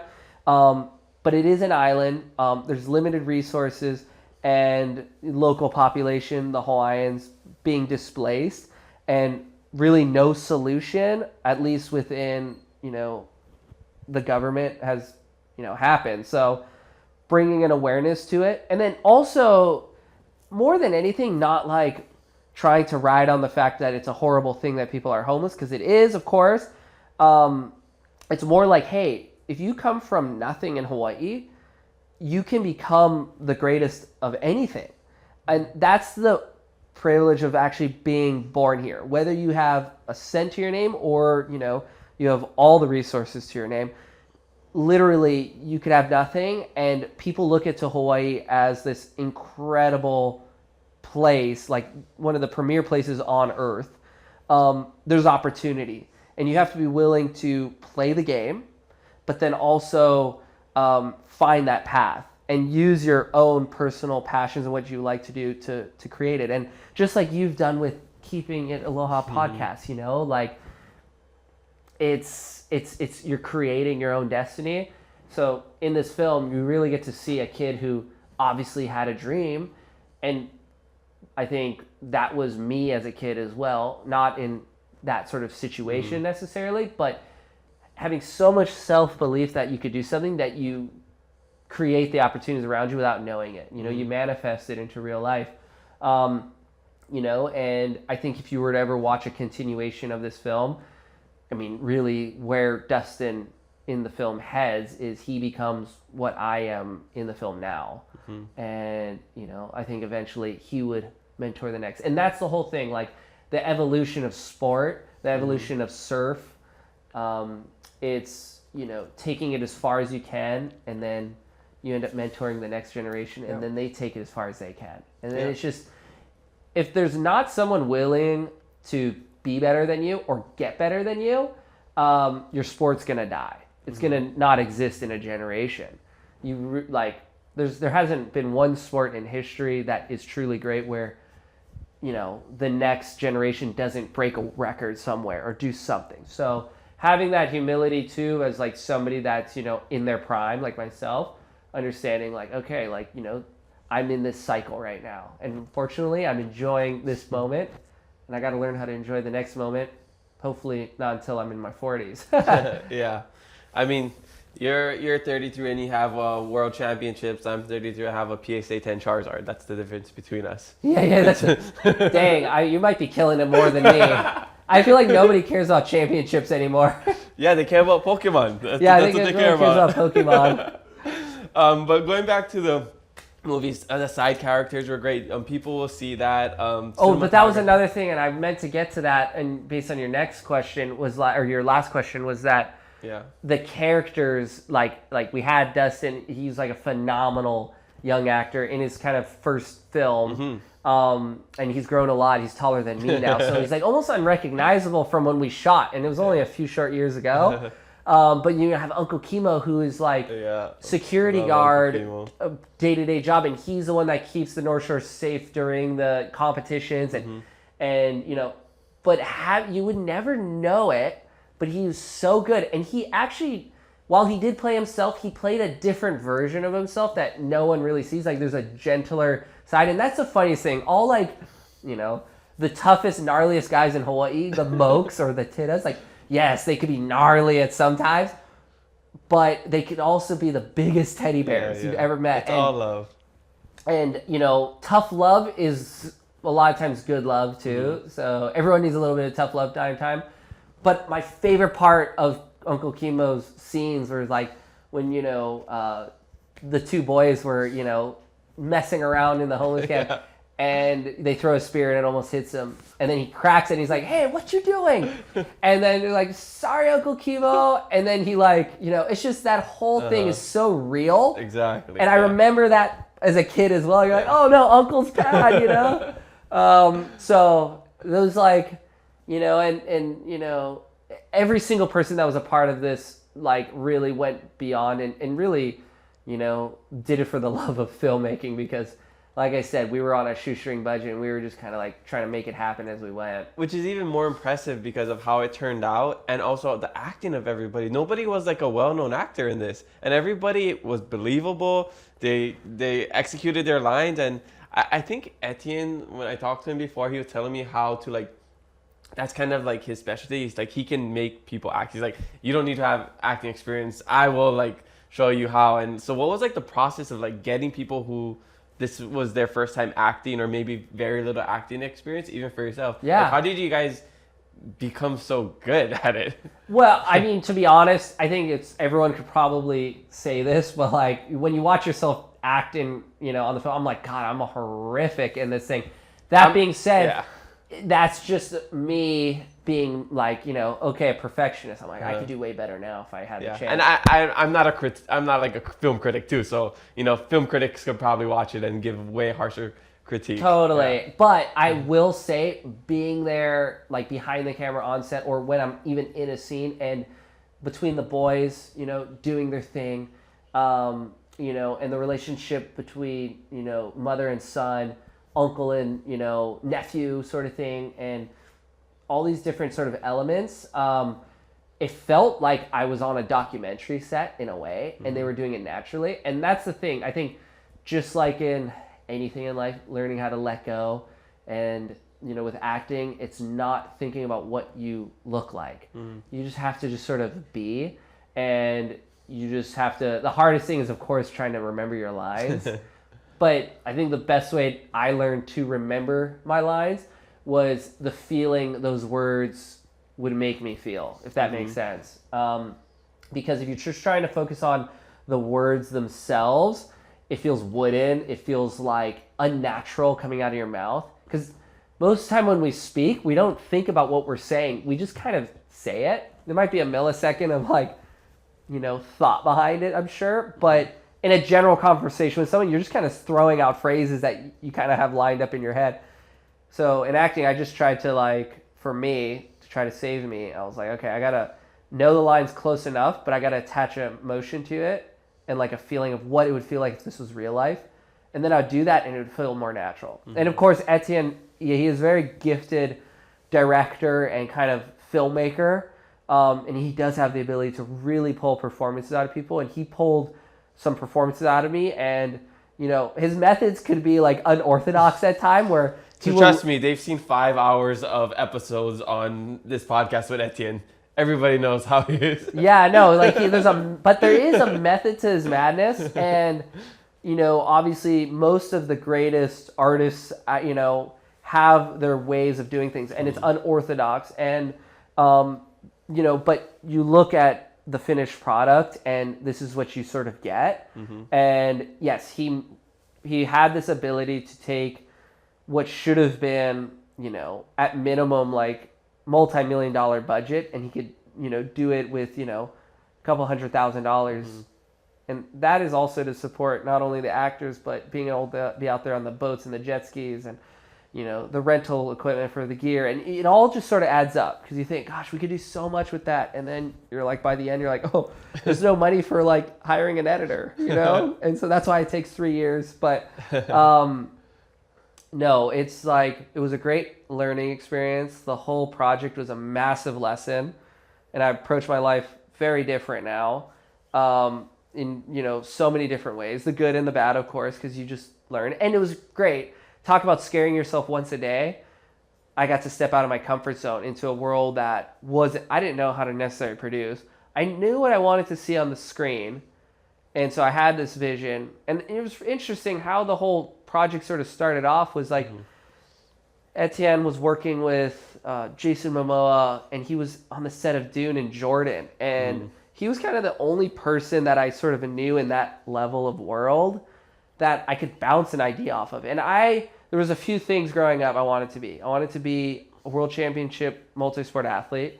I wanted to be an inventor. So like invent sports, invent, you know, equipment to ride waves with. And then I also wanted to be a filmmaker because capturing the feelings and the stories that I'd want to see that don't exist. Because we talked about this earlier.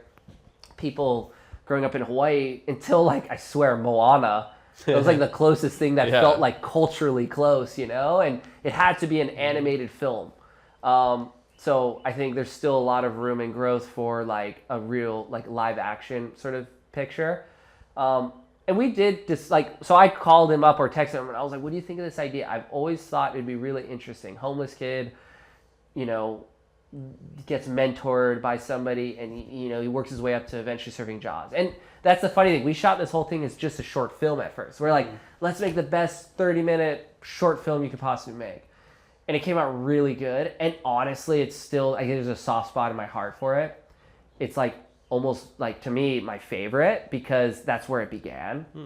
And then it never saw the light of day because our producer, or one of our executive producers, Monty Bram, was so kind. He's like, you know what, why don't you just make this into a feature? Because it's so good. I like it. I want to know more about Uncle Kimo. I want to know more about, you know, the mother. I want to know more about the best friend, you know, like all those things. And so we did. And that's where the real work came in. Making a short film was like definitely manageable and easier, but to go like the depth and create the lore behind the film and pull elements and also be respectful to the nuances of Hawaiian culture and stuff. And Etienne's really astute with Hawaiian culture. And, you know, me growing up here, I know as much as I've learned just being a part of it. So we wanted to respect that in many ways.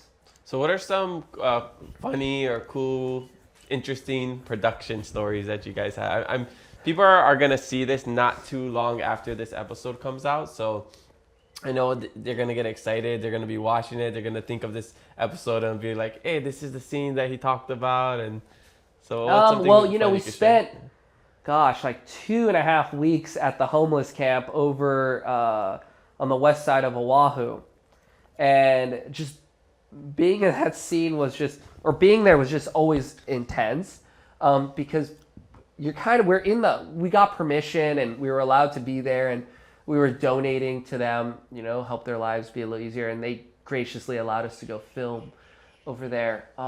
But just actually like waking up and going there every day and filming this thing. And while in the film, it goes by really quick. We had to do it over multiple days to get different lighting, different feelings. And we were trying to shoot in short windows where it was maybe the sun. We probably shot like 6 sunsets over 6 days because you only have that right light and you need to get all the coverage and angles and stuff. And, you know, we didn't have to do a ton of set design over there because the set was done and this was real. And that was the idea. It was like, let's really try to capture it real Hawaii because this is a reality. We're not trying to make this up or anything. And I know Etienne, you know, had some homeless times in his life as a child or, you know, and so that hit close to home with him. And so he really knew what it would have been like. And I got to learn a lot. I was like, man, I'm just so lucky to have a roof over my head, you know? But there was one time we were filming and a propane tank went off in the back of the in the back of like this houseless encampment and exploded, and it was like a bomb went off, and there was like a mushroom cloud that came up, and like the Keawe trees were catching on fire, and it was just a scene, and we're like, oh, what happened? You know, like who'd bomb like a houseless encampment? You know, that was pretty intense. I think, of course, just imagine everything we filmed out at Pe'ahi on this big day. It was done completely practical effects. It was completely done on the day of days. And when I wasn't catching waves, I was sitting on the boat and we were shooting scenes. And there was at one point the skis started to flip and we had, you know, a red camera with rented lenses, and, you know, the whole rig would cost probably like around $60,000. Wow. And Etienne fell in the water with it, but it didn't get wet because he somehow kept it straight over his head. And only his hand was coming out. And I was like, oh no, oh my God. Like, filming's done. We're probably screwed. You know, that's an $80,000 camera. And he kept it completely dry. I mean, sure, a little bit of splash got on it, but it was like saved and used for the rest of the film. And so that was like another intense moment. That's crazy. I think shooting different scenes across the island of Maui too was really unique because you end up hanging out in places you wouldn't hang out that often. Mm-hmm. Transitional areas, of course. But I mean, it was fun to just actually see the growth of these kids because we spent so long filming this. In real time, I got to see these like young boys turn into young men and stuff, and now they're both taller and way more than me now, and it's like the craziest thing. But yeah, no, it was all extremely intense and really fun. Well, what are you hoping people get out of this movie after they watch it? Well, first of all, I hope that they really enjoy the film and it leaves them inspired, because when I was a kid, it was all about being inspired. You know, and seeing someone do something, a hero of mine, and trying to either get to their level or take it to the next level in my own way. And so I love watching movies that make me want to get after with whatever I'm doing. And it doesn't, through this film, it doesn't mean you have to surf a big wave, but I'm hoping that kids will see it and really see that, hey, you know, go find your mentor. Mm-hmm. Like, persistence breaks resistance. And if there's one thing I've learned in life, if you just go up and cold ask anyone, even if they're at the highest level of anything, if you just ask them face to face, like, hey, like, and not like, hey, give me money, but like, hey, like, I need maybe this piece, or like, hey, can you give me some, you know, knowledge on like how I would go and do something? People generally will say yes, and they will do it because they all have either been there themselves or really have, you know, the goodness in their heart. Mm-hmm. You know, it's very rare people will just cold turn you down. So that's like a great lesson to learn. And again, we really wanted to make a film that felt like it was from Hawaii. You know, for the people that grew up here, it feel like it was happening outside the window. Mm-hmm. And we'd like to hopefully inspire other Hawaii filmmakers to make their own films within Hawaii locally, you know, and the hope is that they'd be able to take it to the next level. And there's already so many great people in Hawaii that are telling Hawaiian stories through documentaries and stuff. And I think the next step for a lot of these Hawaiian filmmakers are doing, you know, actual like fictionalized stories based on real things. Mm-hmm.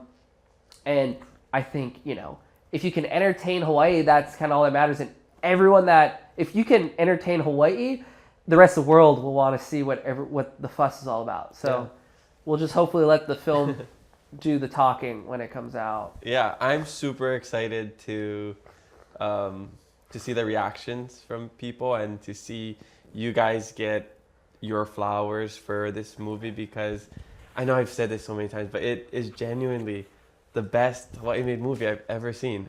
And that's what legitimized my friendship with Etienne and just me trusting him to just support him, because like, you know, he just reached out to me on Instagram, and this is like 2022, 2023. We talk, every conversation with Etienne's 2 hours. Yeah. He's a lot, he's like a savant of knowledge. Yeah, so just talk 2 hour conversation. He's telling me all these things he's going to do. He's got this movie coming out. And I see some of his stuff on Instagram. Okay, cool. He's working with Jason Momoa and whatnot. Then it wasn't until he's like, "Okay, we're gonna go watch this movie. Invite your girlfriend. Let's go watch." I'm like, I'm still a little skeptical, I don't know what this guy's about. We go to Monty's house. Yeah. We watch it, and I'm like, okay, this is pretty legit. And then just from the first 10 minutes, I'm like, telling my girlfriend, "Dude, this is really good." Because so Hawaii made movies. You go to the independent film festivals, they're good, but like the production quality is still a certain level. Yeah. Right. And that's just because of budget. Yes. So seeing this, I'm like, what did we just watch? I think the advantage on this film was the real advantage is like Etienne was on the set of Dune prior to this. He was working for Jason Momoa and creating his, web series content and stuff, and him having experience of being on a major set where that movie probably cost $250 million, right? But I think what ends up happening on a lot of these films, and this one, Dune, could be a different situation because there's so much CGI and it's an alien world, but I always thought, I'm like, look, I don't feel like we ever need that big of a budget. We need just enough to be able to have the right equipment to make it look really legit. And we know what it should look like and what it should feel like. It comes down to that feeling.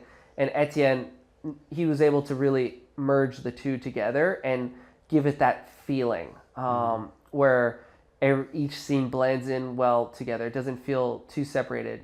Even the audio and the conversations between, it feels like it was actually, we were speaking in the wind, but you could hear us clearly, because when you're in the ocean, it's a dynamic place, and not feeling like it was too, even over polished as well, having some grittiness to it, because the grittiness kind of makes it feel real. So yes, I think it's a testament to his filmmaking abilities that he was able to make a tiny budget film feel like millions of dollars. It feels like we had a huge budget for it in an indie film sense, but it was far from even close to $1 million. It was like, yes, there's probably a couple $100 million involved, but or $100,000, excuse me. But I kind of joke like, oh my gosh, what would you be able to do with that much money? But more money, more problems. Yeah. I think it would actually kind of at one point take away.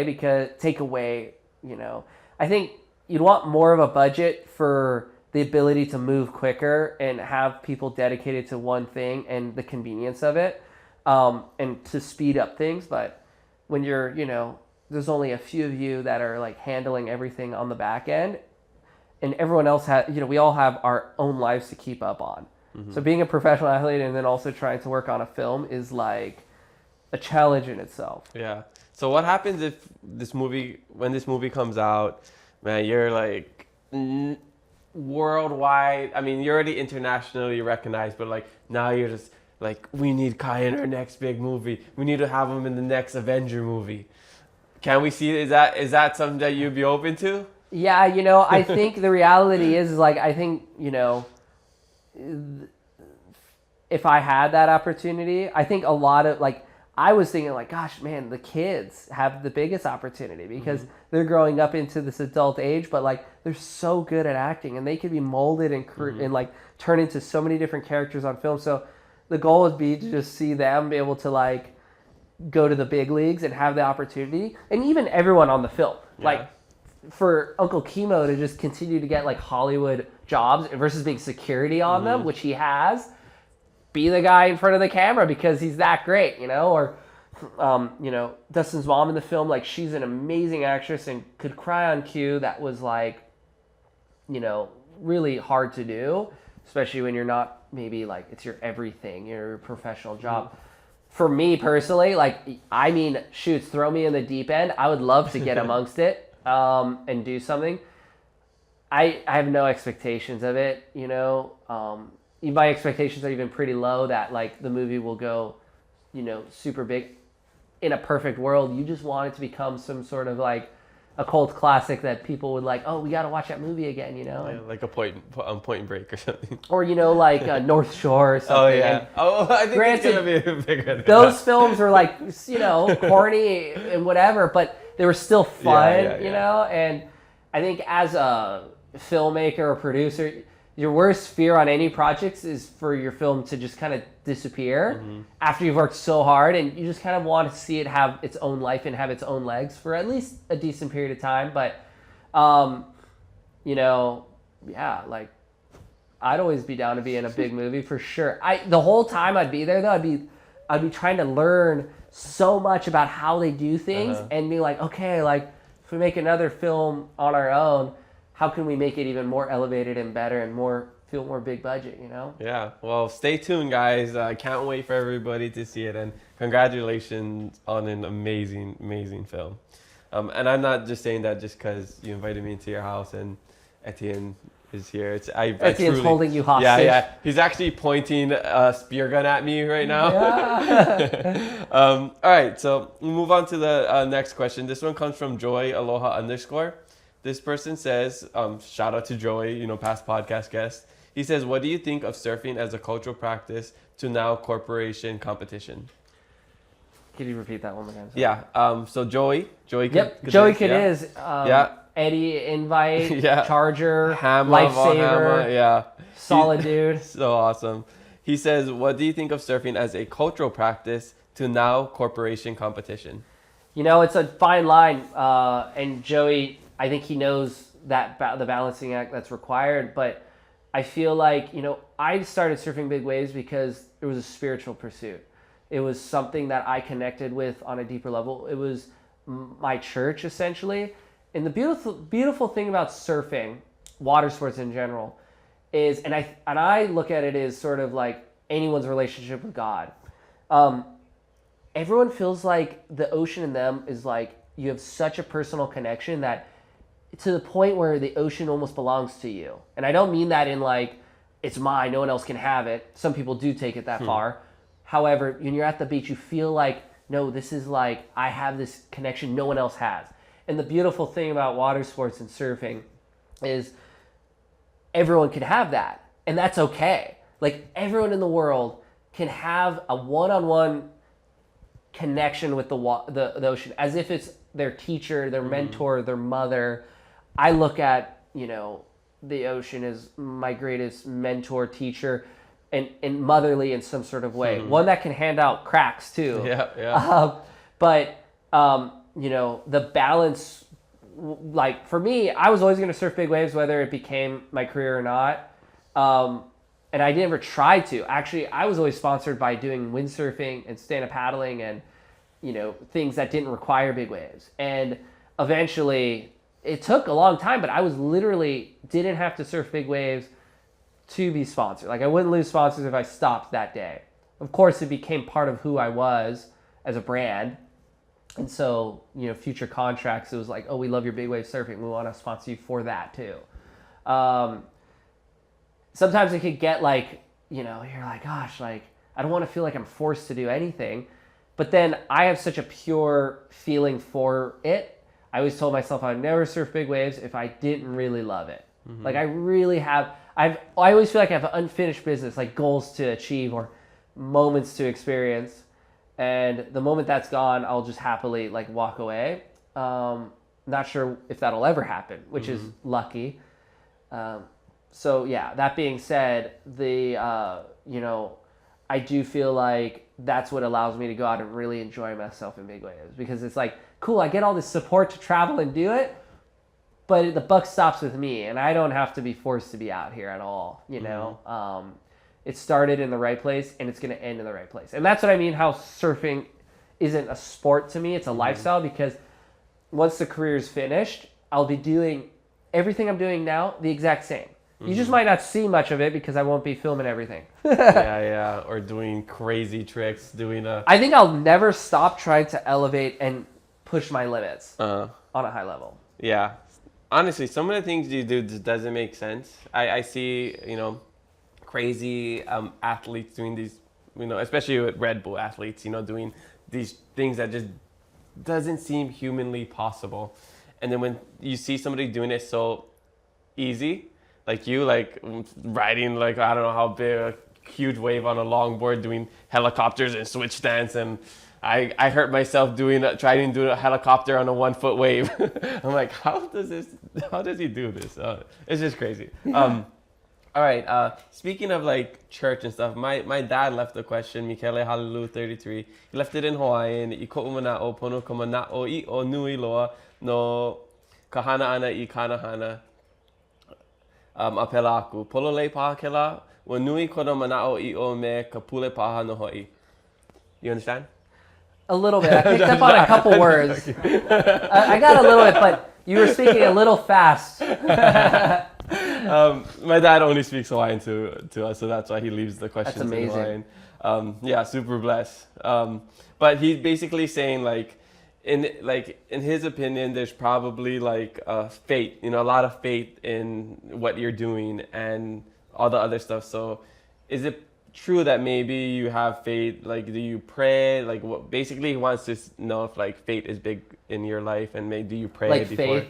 Faith as in like a God. So there's or two whatever, separate yeah. things here. It's really interesting. Like you have to have faith in who you're out there with. Like alone, you're insignificant, but together, that's when you achieve great things. So like you have your guardian angels on the sea-doos in the channel or towing you in, and when we go to Nazaré, it's a chaotic lineup over there. There's no channel like here. It's not perfect like Hawaii. It's chaos, and the waves are biblically large. And I've kind of made it sort of my staple of going right there. And going right requires surfing into the cliff.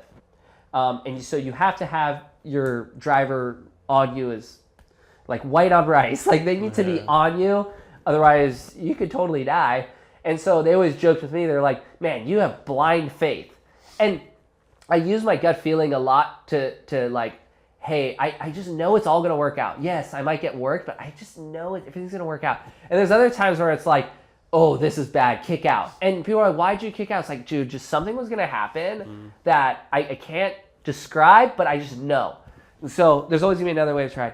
I feel like when you're faced with a massive wave, regardless who you are, if you go into it not believing in a higher power of some kind, I think you'll start praying to anyone, whether it's the people on the channel. Somebody answer. You'll look at the clouds. You'll start praying to any God that will listen, and the one true God, Jesus Christ, will like probably be the one to answer. That being said, I feel like for me, going in the ocean is like going to church every single day. It's like the greatest playground ever made for us, and we have this ability to go out there for free. It's an uncontrollable force, and if you're aligned with that faith, but if you're also aligned with yourself, and I think they're one and the same thing, these magical moments will come. And I've had this experience. It's actually you asked earlier too about what was like a memorable moment when we were filming Pe'ahi. So 2 different hats. We're trying to film Pe'ahi, and I'm trying to be a professional athlete on the biggest swell in 10 years out at Pe'ahi. Wait, so this actually happened when you guys were filming? It just happened to This be happened. a crazy swell? Yes, no, this is like 80-foot waves. The biggest swell in 10 years, like biblically large. The ocean And knew? no, this is like a connection with God. Yeah. 100%. I was having a hard time getting waves. There was a lot of visitors that, yes, they're really like, they're great surfers, but the etiquette was horrible in the lineup this day, and people were just like, take. And I felt like, having had been out there for so many years, and being like one of the top big wave paddle surfers, which would put you in a different sort of like hierarchy. Yeah, within the lineup, because like that's the hardest thing to sort of go out and do. You have to sit the farthest out, the deepest, and you have to really earn it. There's a price to pay, which is wipeouts and injuries and loss of equipment, whatever. And so I was like, these guys are just going around me on jet skis, and nothing was going my way. I got some good waves, but there was a lot of tension and friction in the water. Like I had to actually which I don't like doing. I had to call out on some people and like get in front of people. I'm like, what are you doing? Like, well, I surfed here, blah, blah, blah, before you, and da-da-da-da. And I'm like, dude, I've been out here for the last 15 years every single day at breaks. Like, just like all I'm asking is when it's my turn don't even look at my wave. When it's your turn, I won't even look at your wave. So there was a little bit of tension, and I was, obviously it was like, risen quite a bit because we're trying to film scenes in the channel, and you're trying to juggle so many hats, and it's impossible to focus in. Yes, you could drown, blah, blah, blah. People were getting hurt. By the afternoon, I just things were just not working out. We were getting great scenes for the film, but my surfing, I'm only as good as the wave allows me to be. And I wasn't getting the waves because they were just being either just messed up with someone on it with me, whatever. Frustrating. I ended up losing my board on the rocks. I go up and get it. And my jet ski driver, the ocean was so chaotic off the reef, and my comfort level up at Pe'ahi is at a point where I can navigate the rocks like an ama crab, I can crawl up it and retrieve the board before it gets totally ruined. That's wild. And then they lost the jet ski, and the jet ski goes on the rocks, and I'm just going, this is the worst day ever. It's the best day, worst day ever. And the craziest things, we're getting flogged in the shore break, get pushed into the river, and I could literally hear people laughing at the situation. There were audible laughs, and it was so disrespectful, of course, but it was just so surprising. And I was just I literally was there was only a few hours left of light, and I was I looked up, I'm God, if you're real, I'm gonna go back. Should I go back out there, or should I just call it a day? Because part of me was I'm gonna walk up this cliff and just go home, and we wouldn't have gotten what we needed if I left. But it was at that point, it was rage quit.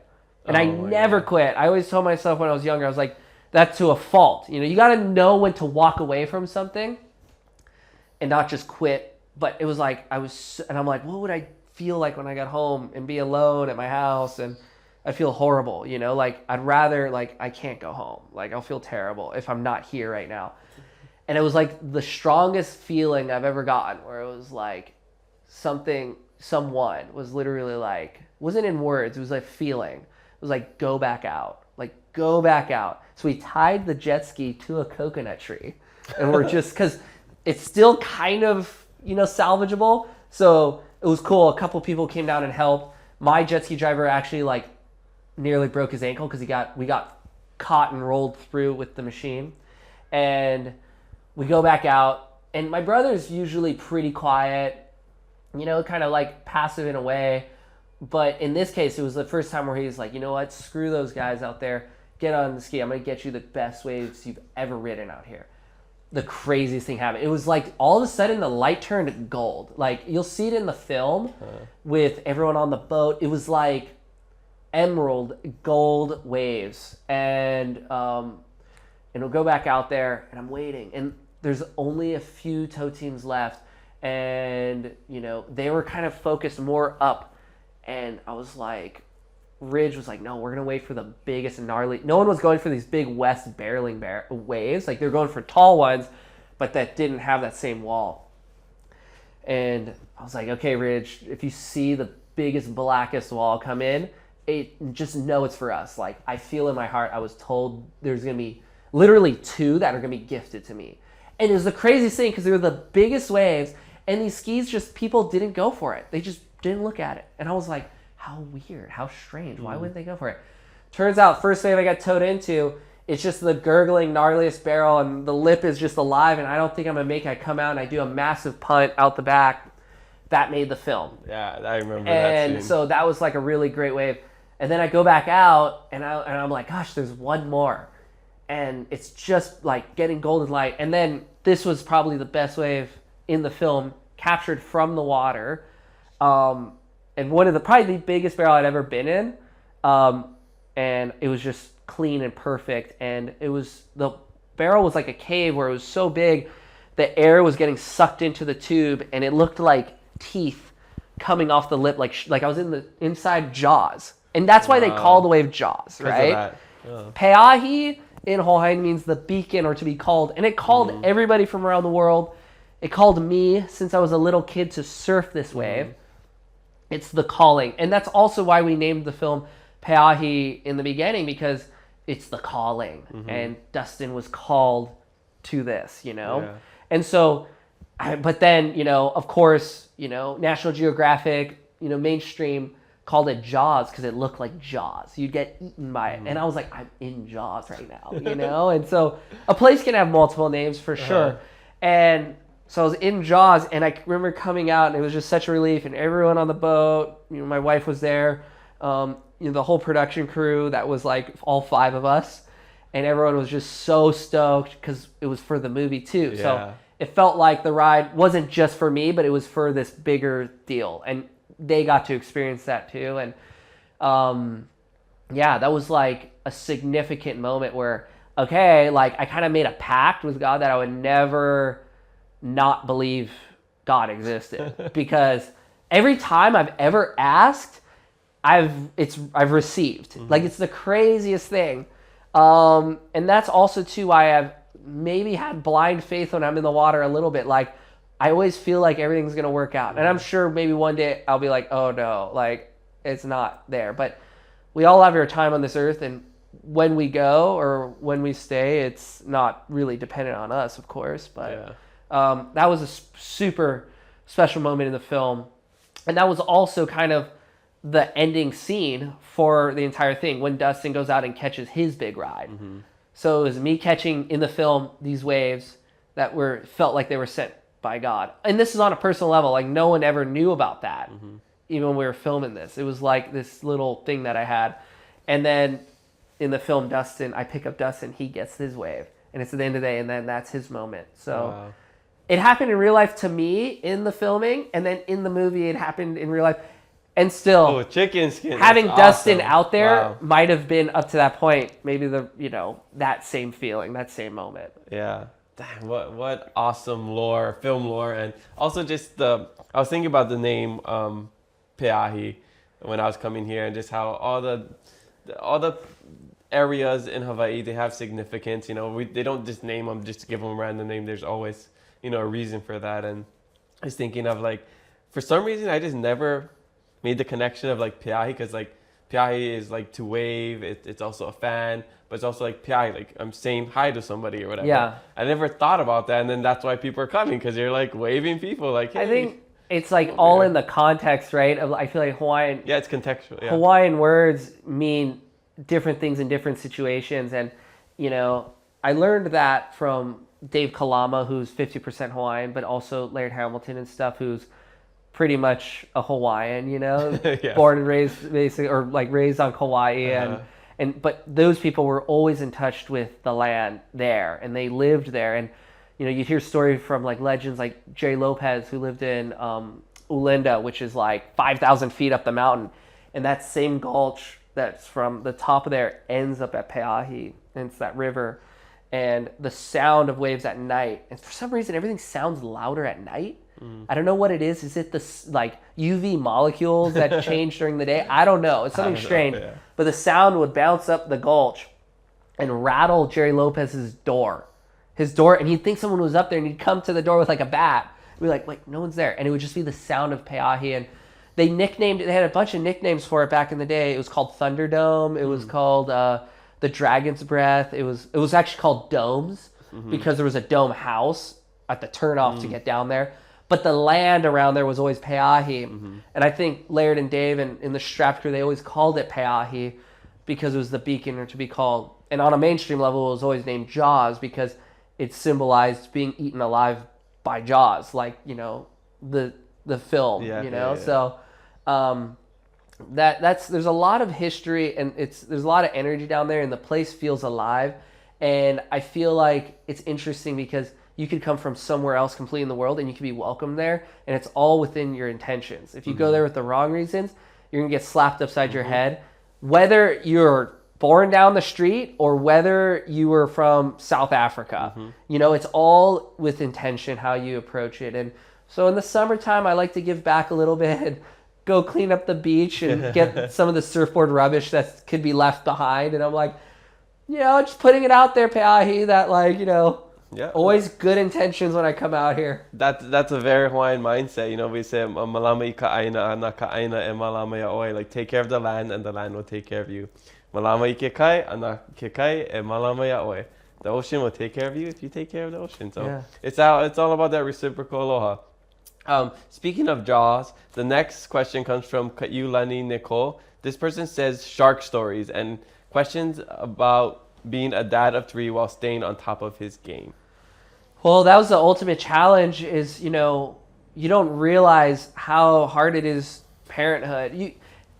I really hope that everyone in their lives becomes a parent at one point because it is part of life. And to be gifted life, in a sense, I feel like you got to gift life on your way out, Like it can't always be just take. And I think there's, souls from up in heaven that would love an opportunity at it. And in my mind, I was blessed with such wonderful parents with such great opportunities. I want to 10x that for my kids, of course, like every parent would. But the balance of being a parent, especially I have 3 kids and, 2 of which are twins, it's a lot of work. And I sometimes like, gosh, the days of like, okay, I can go out whenever I want, I can train. And then having rest is so important being an athlete. Like between sessions, be able to lay flat and whether you watch a show, read a book, or do whatever, having mental rest, not like allowing your brain to like unwind. When I come home from surfing Jaws, it's just as intense in my living room with kids screaming and bouncing off the walls. And, we try to keep a real tight household in the sense of like keep everything clean. And, it's discipline for us as parents as well. And then teaching kids like the discipline of it. And every parent knows it's like almost unsustainable. So you have to have this delusion or foolishness that you can do that. And so, the kids though are the greatest teachers because they allow true reflection on yourself.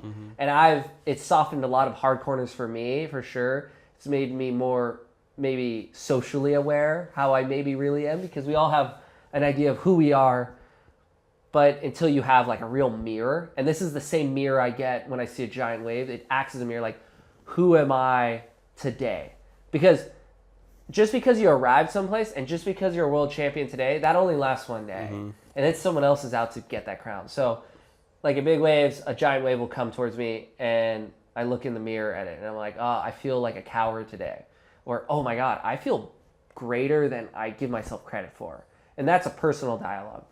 We kids are the same way. It's like, oh my gosh, where am I? Do I have this patience? The ability to have this real great patience, but also stand firm on lessons that you're trying to instill in your children is an art form. And it's hard, right? Because you can easily get frustrated. It's like, no, don't get frustrated. Like, they're just kids. But like, okay, we got to, follow up. Because kids are going to always be pushing the limits. That being said, nothing better on earth than kids. Kids are the best thing ever. But I would feel like maybe as an athlete, I've suffered in the sense of like my overall training. But as is life, there's a price for everything. And if you truly want greatness, you got to be willing to sacrifice something. And I've had enough greatness for myself in just being in a selfish mindset of training only what Kai needs. Now it's like family comes first. What do they need? And I have the experience and knowledge and know-how, and a foundation that I don't need to train as diligently or as long to get the same output. Because what might take me 2 months to train up for, 2 weeks I could be at that level and higher. And also I learned visualization really is the key. Your mind knows no different from what's going on in your head than what's happening in real life. It can't discern the difference between reality and what you imagine. And so you could actually visualize landing a trick and never touching the water and go out and nearly land it in the first couple of tries. But it's a real mental, like you have to believe yourself. And it could be cued in through music. It could be cued in through a number of things. It could be just taking a jog or a run and maybe pushing your kids in a stroller. But you have to get really creative how you can train, and you realize, okay, it's not the gym. It's not the environment I'm in. It's where I am now. This is the best gym because this is the gym I have, which is I'm going to do push-ups on the floor while the kids are here playing with toys, Yeah. So you make it fun. Okay, I got the kids. I'm going to go run sand hills with the kids.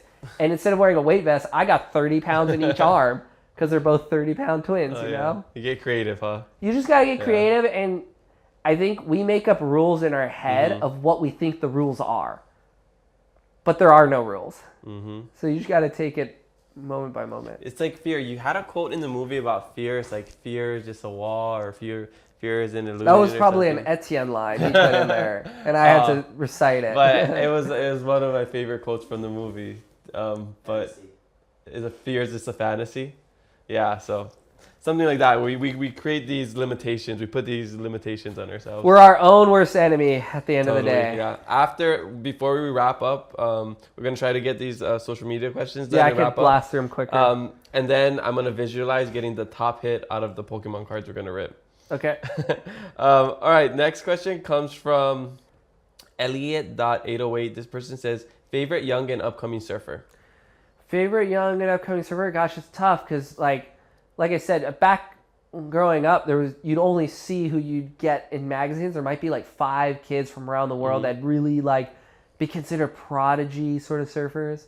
But now what I'm actually most proud of is like a lot of kids, even in the course surfing scene, on the sides, they'll be riding their hydrofoils. They'll be picking up wind sports. They're much more broader than just pure surfing.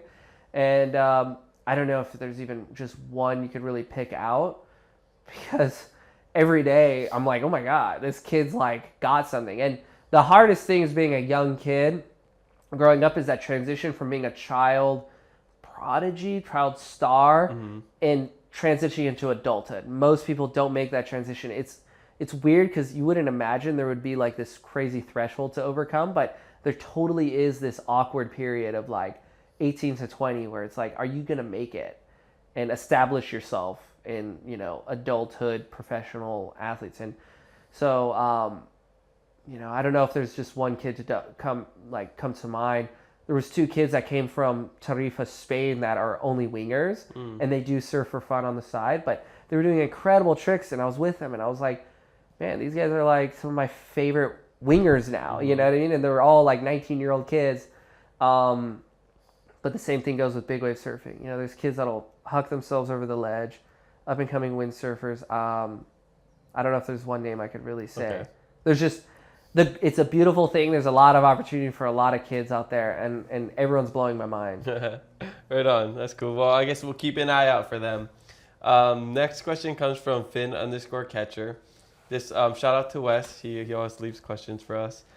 He says, what is going through your mind when you're dropping in on a massive wave? You know, I think most people, in the beginning, you're worrying about what's behind you, and then you're scared on the wave. And if you're at all hesitant or scared, that's when you sort of fall. It's the moment you sort of like overcome that like fear, that barrier, that the adrenaline. It's good to have a little bit of fear because it is a superpower, and your body's in fight or flight, but you don't want it to the point where it's like debilitating, of course. In the past, you could be like, I just want to make it to the challenge, For me now, the waves are never long enough, you know, because the way I approach the waves is I'm goal oriented. I'm like, okay, I got to do this air, or I'm going to get barreled. And I hyper focus on what I have control over, because I can't control the wave. I can't even control what the wave does when I'm on it, because I could be doing everything right, and the wave could just lurch up and close out, and I could get pounded. And so I don't focus on what could happen. I focus on what I have control of. That's my goal on that ride, on that wave. And I almost forget there's a big wave behind me, because unless I look back, I don't see it. I mean, there could be times where I do an air, and for like a millisecond, I see the face. But most of the time, I'm kind of trying to catch my landing. So I just keep it really goal-oriented, and what's my purpose on this ride or of the day. And that sort of like masks it. And I know all the training. I've done all the work to survive anything out there, really. And having been there, done that for 20 plus years, you end up essentially feeling like, okay, I've seen a lot and I could take it again. And granted, I never, you know, anything can happen. Most big wave surfers drown or perish, not on the biggest waves of the day, but the medium-sized waves of the day. And it's like the silent killer in big wave surfing, because it's when your guard is down. So I never totally let my guard down, you know. Yeah. I even consider a 6-foot wave almost took me out at Pipeline. you know, when I cracked my helmet in half. And that's a wave that's, you know, a 6-foot wave almost took me out, and I like to ride 60-foot waves. Yeah. No, it's crazy how that happens. It's like you said, when you put your guard down, you're just messing around. You're just like, for me, I had bruised ribs from surfing for the first time a couple years ago, and I didn't realize how like long that takes to heal. Ribs are the worst. And it was like, I don't surf waves like you, I longboard, but it was the tiniest. It was a wave just going in, like the last wave in, let's go. And I was trying to do a helicopter, and I did it wrong, and it popped up and hit my ribs. But that was just on the last wave, just messing around, like not even a foot or two. Yeah. And that's how I got hurt. That's how you get hurt. Yeah. No, it's crazy. And I mean, that's the thing though, is like the great thing about adrenaline is it sort of can mask the pain. And one quick story, I flew to Nazaré for the inaugural WSL Big Wave Towing Championships, and I landed the day before because you only get so much time to get the green light from Hawaii, and it takes a full day to get there. Land, I'm jet lagged, I drink a Red Bull, I go out on the jet ski to meet out my tow partner. We go out there, it's a scene. Like, their jet ski is broken into a million pieces, and they're in the lineup, and I pick up 2 of them at once.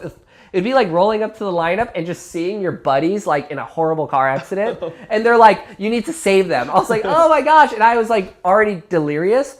Pick them up, ski gets rolled in the sand, we're trying to deal with that.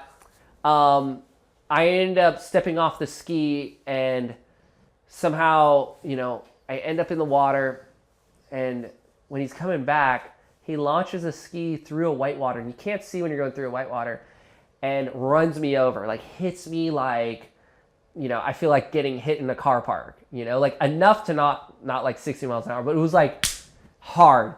And I ended up breaking like a couple of ribs. Oh. And the funniest thing is, about a couple weeks before, I broke my toe. I had turf toe from, you know, like what NFL players get really bad. And it was from doing a rodeo flip kick out on my foil at Peahi, and I hyperextended my foot. So my toe was already broken, and now I had 2 broken ribs on the inaugural championships that were the next day, and I'm jet lagged.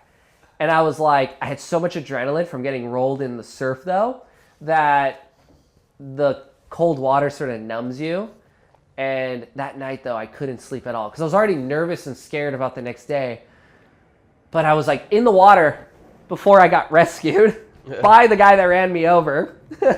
By Lucas Chumbo, my partner. And it was a total accident. It was like nothing he did on purpose, because we were partners, right? Like, it was just a training incident. I was floating on my back, and I'm like, I'm going to go straight to the airport and fly home. I'm going to be on an airplane when this event's on. Like, that was in my head. At the time, I didn't even know it was a broken ribs, like 2 broken ribs. I just thought I like maybe bruised it really bad. But I found out it was broken because 6 months later, it still hurt. Oh my God. And I was like, and there's nothing you can do about it except for let it take its course.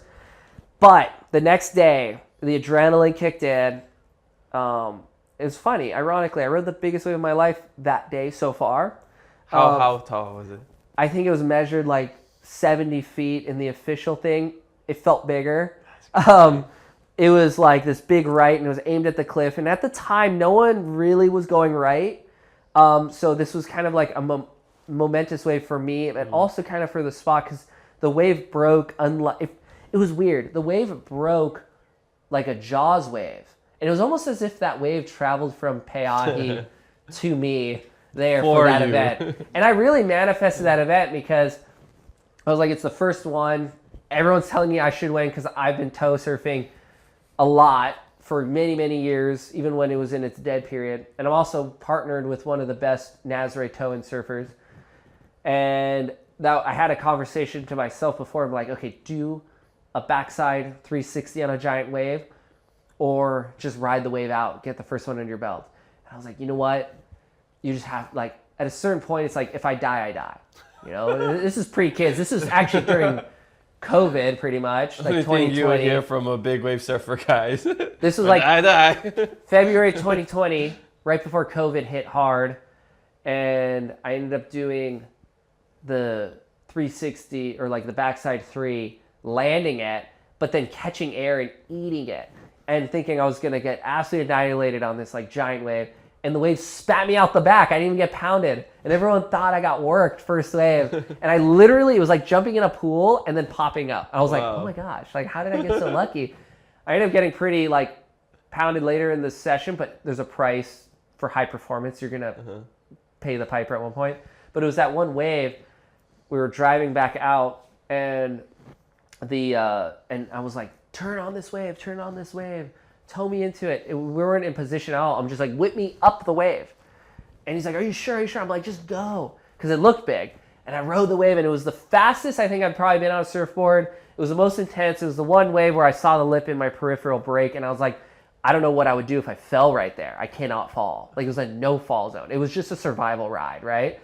And I kicked out, and I was like, God, that felt pretty big. He's like, that wave was huge. And he didn't really see it because he was on the back of the wave. It was when we got to the harbor, walked onto the dock, someone was like, have you seen this wave? And I just come from, I'm like, no. And the wave was like the biggest I'd ever seen on the screen. And I was like, who was that? Not thinking it was me. And he was there like, that was you. And I was like, what? There's no way. Like, there's no way that was me. Like, there's no way I rode a wave that big. Anyway, we ended up going on to win that event. But the sobering part of that event was like, another fellow big wave surfer, in the last 5 minutes of our last heat of the entire event, he ended up drowning and having to be resuscitated and was in a coma for 2 weeks and had to get his lungs pumped from like large granular sand. And so the event actually ended 5 minutes before it was meant to. And you can watch the whole incident on like YouTube, but that was like a sobering moment. It's like, okay, this isn't a joke. Like, you know, because at that point we kind of knew we were going to win. And it was just at this point solidify with another good couple waves, like just really ride it home. But we were looking strong as a team. And I was like what's really more important in life? Like a trophy or like someone that just drowned? And it could have happened to anybody, you know? He got picked up, hit his head on the back of the jet ski when they got like apex by two waves colliding and just got knocked out. And he was a gnarly big wave surfer. And he hasn't really been the same since, unfortunately. But now he is a kid and, you know, life has a different meaning and purpose. But I think that was the last true crazy big wave event I've been a part of in big wave surfing. Like that was the last one that had this, like, they ran it on a giant gnarly day and life or death was actually really real. And you didn't realize it till it was over. Yeah.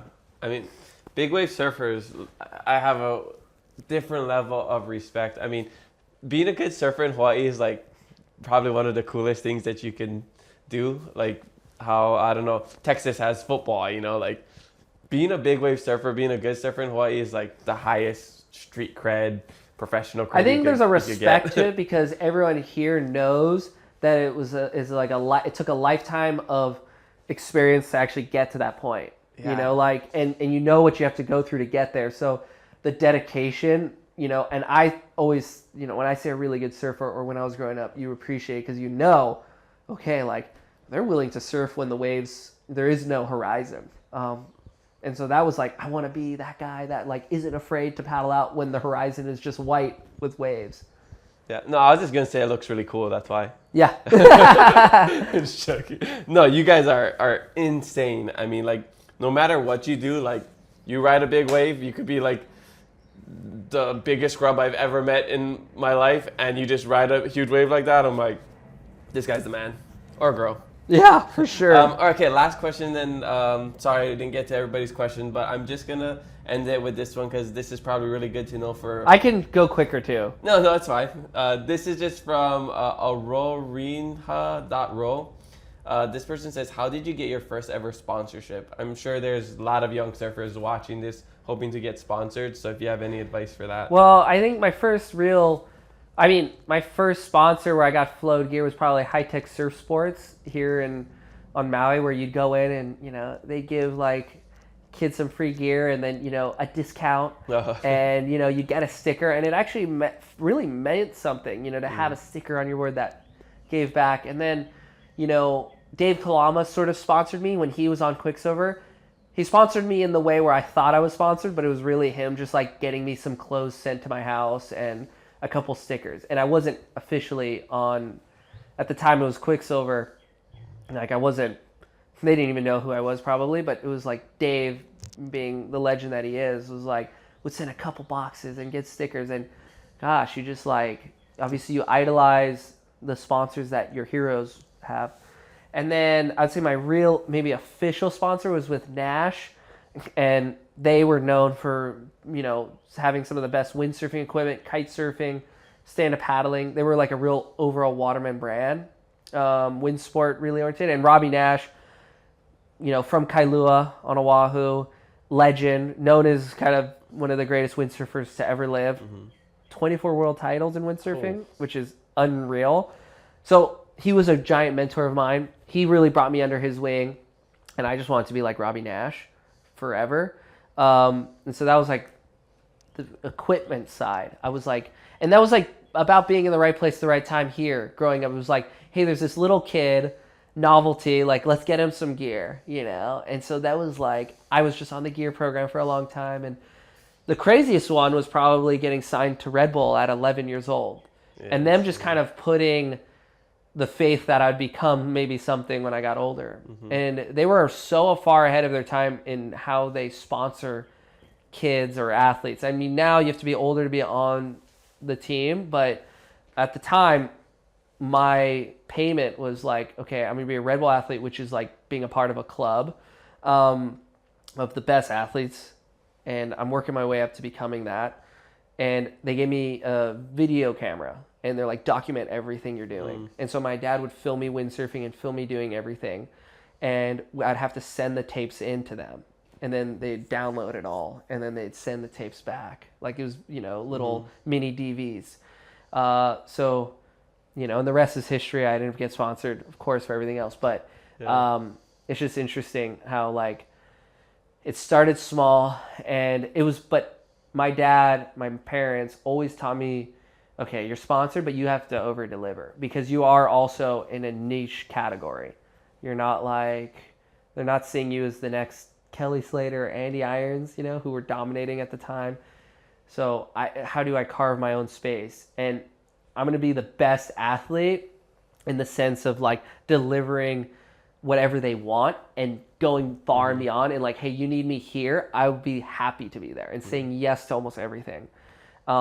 So that at the end of the day, if everyone's on the chopping block, they're like, no, like, you know, he's easy to work with. Maybe I wasn't the best compared to the other kids, but you don't want to be a nightmare because you'll be the first to let go. And it doesn't matter how good you are. You kind of nowadays, especially, are judged. You just have to be like good, of course, but you're judged on your character a lot internally. And so if you want, and my philosophy from my parents, from my mentors was longevity. You know, you want to try to have these sponsors for as long as you can. You don't want to be necessarily hopping ship all the time.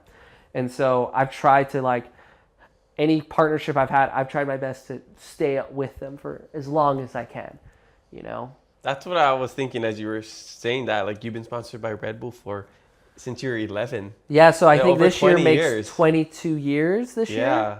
Which is kind of crazy because now I'm a veteran in the brand sort of thing. And your goal is to, like, I want to be a legacy Red Bull athlete, but I know nowadays, especially if I am not delivering and I'm not on a Red Bull level, you know, then you're cut. Red Bull has the most hardcore athletes, and I mean it goes to show your character and the people that you work with, that you guys had this relationship for so long. It's about together. It's about being really easy to work with, and then also just focusing on your craft and being creative, and not necessarily trying to recreate what someone's already doing really good. Yeah. And Red Bull gives you that ability to be very creative and not just focus on competition. I think trying to be on like the competition trend, you can't stay at the top spot forever. And that's when, you know, contracts are based upon just results.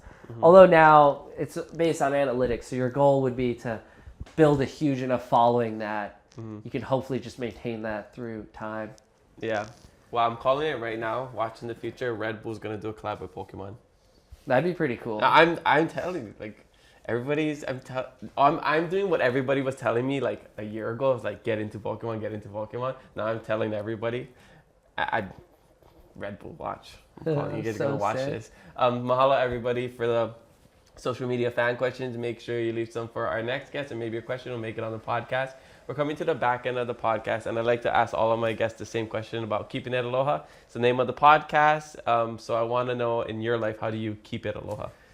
Keeping it aloha, well, I think it's always really good to just give back. You know, a lot of times to receive is one thing, but, you know, the most fulfilled I've ever felt is when you can make somebody really happy and smile. And whether it's just a little kid, giving time, you know, you can become the biggest thing in the world. I was always taught no one likes somebody with a big head. So always stay humble and never have a big head. And, you know, act accordingly, you know, like it's a privilege for me to be in this position that I'm in now. So I don't take it for granted. It could end tomorrow and I'll be happy that I've had it up to now, but, you know, I'm never writing it off. So at the end of the day, it's definitely about like not letting it go to your head and, you know, making the time for especially the kids. But yeah, giving it back and not having to necessarily take credit for it too. You know, it's like, that's almost the best. And no one knows you did something. You're like, okay. and not to bring that up or anything, but, you know, a lot of things do get publicized because you did some sort of act of some kind. But it is nice when you could just see like people super stoked.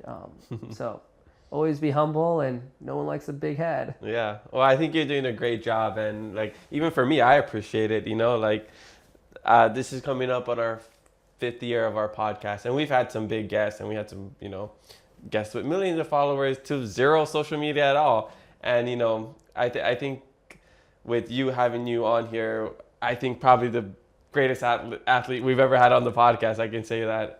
Shout out to our other great athletes on the podcast. But yeah, just you taking the time and, you know, especially allowing us into your space, because that's a big thing, is this allowing somebody that you don't know into your space. I just want to say I really appreciate that. Mahalo. And I can see your character just through this conversation and just the couple hours we've spent together so far. So he's the real deal, guys. I think too, and he said he's giving me 10 boards to take home and 20 cases of Red Bull. So that's why he's so cool.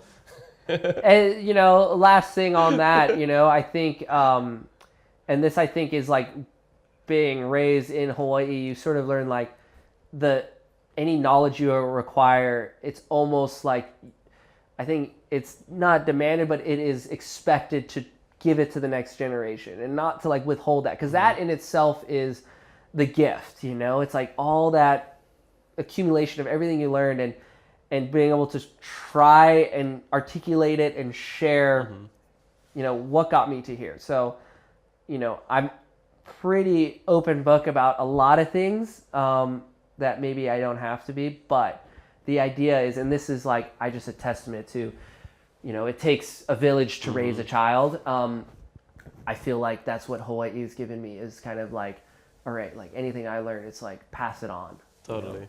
Yeah. And that's maybe the Aloha spirit, really. Definitely. So out of all of your accomplishments, and I can't believe you're just like a couple months older than me, because like I thought I had enough accomplishments writing books and doing these things, and I'm just like, dang, Kai's resume is like this much. But I have my Charizard.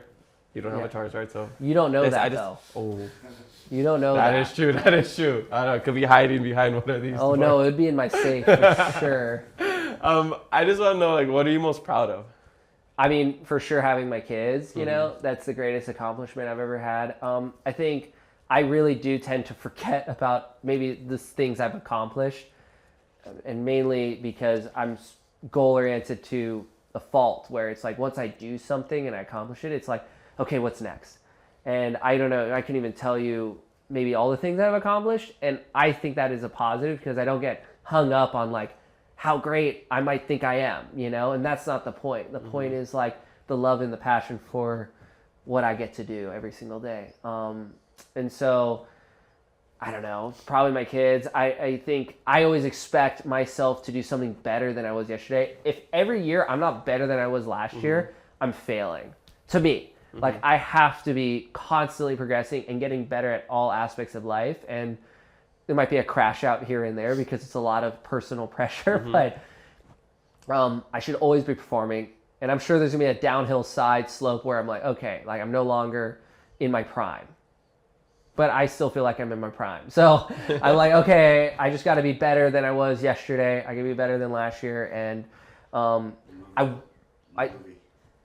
literally want to win and do the next big thing because it's that unattainable goal or what it seems like in that moment. And then you just create it and make it reality and set smaller goals to get there. You're just a competitor and you're competitive with yourself. I think it's important to be, you know, nowadays it's, I think, frowned upon to be like, you know, competitive in the sense like, I'm going to destroy you. And it's not like I want to actually destroy you, but in this game that we're playing here, because it's all just a game. Even life is, you know, of course a game, but like the competitions we participate in, you know, that's what brings some entertainment. And I was talking to Maddie, who's behind the camera over there, about Supercross and how you have like 2 different personalities. And that was the greatest rivalry in surfing when you had Core Lord Andy Irons from Kauai, you know, kind of like, you know, grew up pretty moke. And then you have Kelly Slater from Florida, who's like, you know, Mr. Professional from, you know, the United States. It's that, that is what makes it super entertaining. It makes it fun for us, you know, as viewers or as the athletes themselves. So, you know, it's good to be competitive. And I feel like, you know, God wants us to be, because I would have never accomplished what I have. I probably have more world titles if I didn't have the rivals that I've had, but I wouldn't be as good as I am without the rivals I've had and without that friction. That friction was what was required to elevate myself beyond what I could push myself on my own. Yeah, that's the only reason I'm not in the NFL was one, because I hurt my ankle, and because I didn't have a rival. If I had a rival, I would have been in the NFL now. At the time, you're like, I hate this guy. But then you're like, gosh, 10 years later, you go and talk to him, you reflect, you're like, oh man, like, I wish I trained with you actually, like one-on-one, and was, you know, like, more, you know. I won't stop with paddle with a paddle, you and Connor. Oh yeah, you have the footage probably. He has the clips of like a rivalry coming together, you know, and funny, we would never even, like, we weren't even talking to one another, and we wouldn't even train together, and we would go to the same place at the Kahului Harbor at different times to avoid each other. Oh. And now we'll go down there, hey, do you want to go do some SUP race training? And like, none of us, we're still competitive enough, we're like, we still want to beat each other, of course, but it's like, so it's like, oh my gosh, the reflection is like, I can't believe we were like so like wrapped up in it. But when you're younger, it seems like your entire world. And it's really good to make it feel like the entire world. It's the only way you're going to pull every ounce of performance out of yourself. You have to feel like this is all that matters. Yeah. No, you know? very if true. you don't feel that way, you're not going to probably be like in the competitive level. Yeah. I mean, that's the only way how Asta in Black Clover in the anime got better, because he had his rival. Exactly. Yeah, and you know. He's the only one with a movie in his generation that like the legacy lives forever. Yeah, I mean, yeah, it's like some people have books, some people just make a movie. You got the movie coming. Oh man, yeah, it's cool. I just realized that you're the only one that has a movie. Hopefully they'll so far get everyone else competitive. Yeah, hopefully, yeah, it inspires a lot of people. Yeah. They're not gonna be. They're like, I think it's like, yeah, they're not gonna be able to Maybe do if what I did. Etienne and I have a falling out, he'll go pick somebody else to do it. You with. choose the next guy. No, we're gonna do Karate Kid too. All right. So, what is one thing you wish people knew about you that they don't? Like a misconception people, something you think people don't. I don't misunderstand know. About you. People can think whatever they want, and it really doesn't matter. What do you wish that they knew about you? You know, it's funny, and I'm gonna say this on here.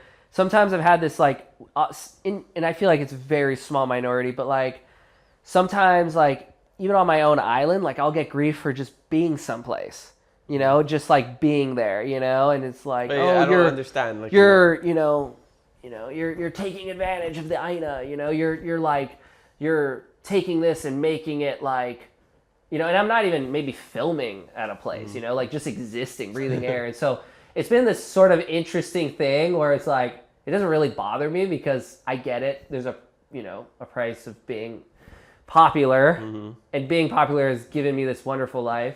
I always try to give back as much as I can to the community, but it's just funny. It's like, gosh, like, I feel this is like my home. Like, sure, maybe, I'm not like, I'm born and raised here, but like, when you can't go to certain places because people have misconceptions, like, oh, colonist this, colonist that, you're just like, dude, like, I love this place so much, and I never try to like take from it. If anything, I try to like give back as much as I can. Yeah. But you can't make everyone happy, and that's okay. And that's maybe, I don't know, time could have rubbed me the wrong way. Like, I'm doing something for, if I'm giving back, like, oh, he's only doing it for recognition. Like, no, like, trust me. If you knew a lot of the stuff that I like to do in my free time without anyone knowing, it still wouldn't matter to you, of course.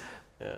But I try not to publicize everything. And certain things, the great thing about being a professional athlete is I do have the ability to get a large reach and make something known and maybe raise money towards something through my foundation or to another foundation. Or just give exposure on something. It was this weird thing, like during the Lahaina fires, I knew, I was like, oh, I'm going to be kind of on the chopping block. Like, oh, he's trying to like make himself important in this thing. And I was like, no, like I was really trying not to say anything. And then it came to a point where, all these interviews, people wanted to interview me about it because they were hearing that I was like going on a jet ski with a bunch of other surfers and my family and my team and whatever to bring stuff. And I was like, okay, this is the responsibility here. I can make it really well known what's going on here on the ground. And I'm probably going to get pushback from trying to make it about me. And, maybe my biggest mistake was, not filming more of what happened for just archival purposes, to remember exactly what it was that we did, and being afraid of like, I'm bringing in my iPhone and trying to film like what's going on here, because things change with stories change, but the video, could tell a story. And if anything, it's just good to like just have. But then I did get some major backlash like internally where people were really mad at me and like getting crazy messages on social media. And I was like, you know what? I just ended up raising like a couple $1 million for people. So whatever. I could care less. No, exactly. And that was the reach. But that was my gift. Like, it started off like, what can I do to help? Like, that was the number one question. Okay, I have the ability and the infrastructure to bring supplies. Okay, now the roads are open. Okay, how can I help? Oh, I can get on social media, and they're not allowing insulin. And I have a family member that, has diabetes. They're not allowing them to fly into Kapalua, and people are going to maybe die from not having their insulin. I'm going to get on social media and low-key snap. And all of a sudden, public pressure, millions of views, that flight can land. And so, okay, that's my strength now. Like, I fall into this category. I have the ability to like maybe use my voice to move the needle a little bit. And, I'd rather not have to be like the guy doing that, but not to drag on or anything. But that's just like funny situations where it's like, oh no, I always have the best intentions, but it's always like comes at the end of like being misunderstood or something. One of my favorite quotes is like, we judge others on their action, not their intention, and we judge ourselves based on our intention, not our action. That's why there's always this misunderstanding of each other. It's like, oh no, I'm just doing it for the right reasons, but they're just. It happens all the time where, you're like... This is entirely Hawaiians, by the way. Only. Like certain, even like people have their own protocols, even with their own houses and like, valleys. And I totally understand that. Like, and so maybe you want to include somebody on something, and then it becomes more of a show. You show up and you're like, oh, it's not how I really meant it to be, but it was always like, so yes. But at the end of the day, if I think I can make a difference positively, I'll do it. And I'll just take the heat after. But it started getting weird when like it was like threatening family and stuff. And you're just like, oh man, just leave it with me. Like, trust me, I'm hardly scared of an 80-foot wave. I'm not scared of a 5'6" person. Hiding behind a screen. What if you could give anything in the world? What would you give the Native Hawaiian people? Like, talk as long as you want about it.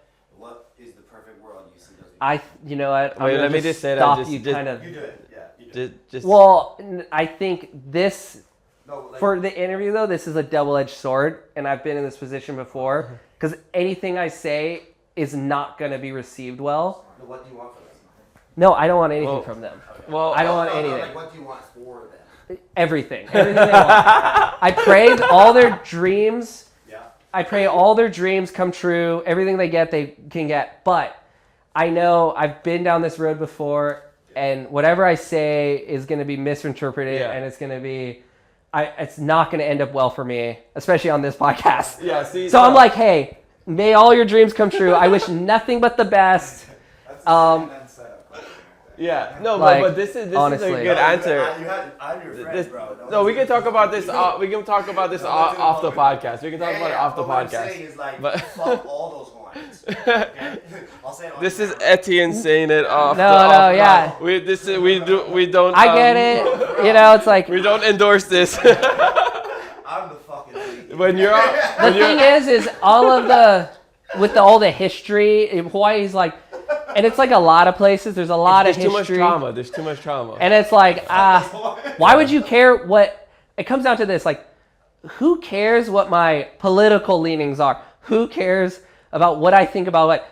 Ask me about surfing, and I'll be able to give you my great opinion, because that's what I'm professional Never at. ever said anything Yeah. about their politics. I mean, like, I'm not gonna ask a chef be like, hey, can you give me advice on podcasting when they just cook the whole time? You know? I don't know. I just wish, Yeah. No, but I just want to give Yeah. them an answer. Like, I what do just- you guys want from it? If they try to shut our film down, I've had what they call them fucking. Well, you can talk about that on your episode, and you can say what you want to say. I've actually, the funniest thing is I've actually had things where people were like, hey, this someone, like someone from a, you know, like someone that you should be kind of fearful of, like, hey, they want to kill you because you flew your helicopter over their valley. And I'm like, what are you talking about? That wasn't even me. And I like hardly ever go in helicopters, you know, like I get to, but like but they chose to blame me for some reason. It's so funny. They're like, next time I see him, I'm going to pound him and I'm going to kill him. And I'm like, frick, man, I'm just trying to breathe air over here. Like, shoot. It's like, You know, now I'm looked at as like a mouthpiece, a voice for the Hawaiian people because of the conversations that we had. And like, if you look at the recent episodes over the last couple of years, I stopped asking about like, what does it mean to be Hawaiian? Are these Hawaiian questions? Because I think we don't need to put so much of an emphasis on it anymore, because it's like, I said it on the Brotherly podcast, like, no, it's not even that, because people are going to misunderstand whatever you say. If I say, man, what do you want for Hawaii? I want sunshine for all of people in Hawaii. They're going to be like, oh, so this guy hates rain. Oh, wait, so then it's not gonna like grow the plants, and so he hates plants. So basically, he hates the earth. That's literally social media. So I just don't think we need to talk about it. I think we can just talk about our actions, and people can interpret it how they want to. But again, like, there's too much trauma, there's too much hurt in this community that we don't need to have this conversation as much as we do anymore. And there's just too many non-Hawaiians that I've seen that have done more than Hawaiians that I respect. So I just think it's too nuanced, and it's not something that you can clip and put in a 60-second clip on social media, or have a little conversation in a long form podcast. It's just an ongoing thing. We don't know nothing. I don't know nothing.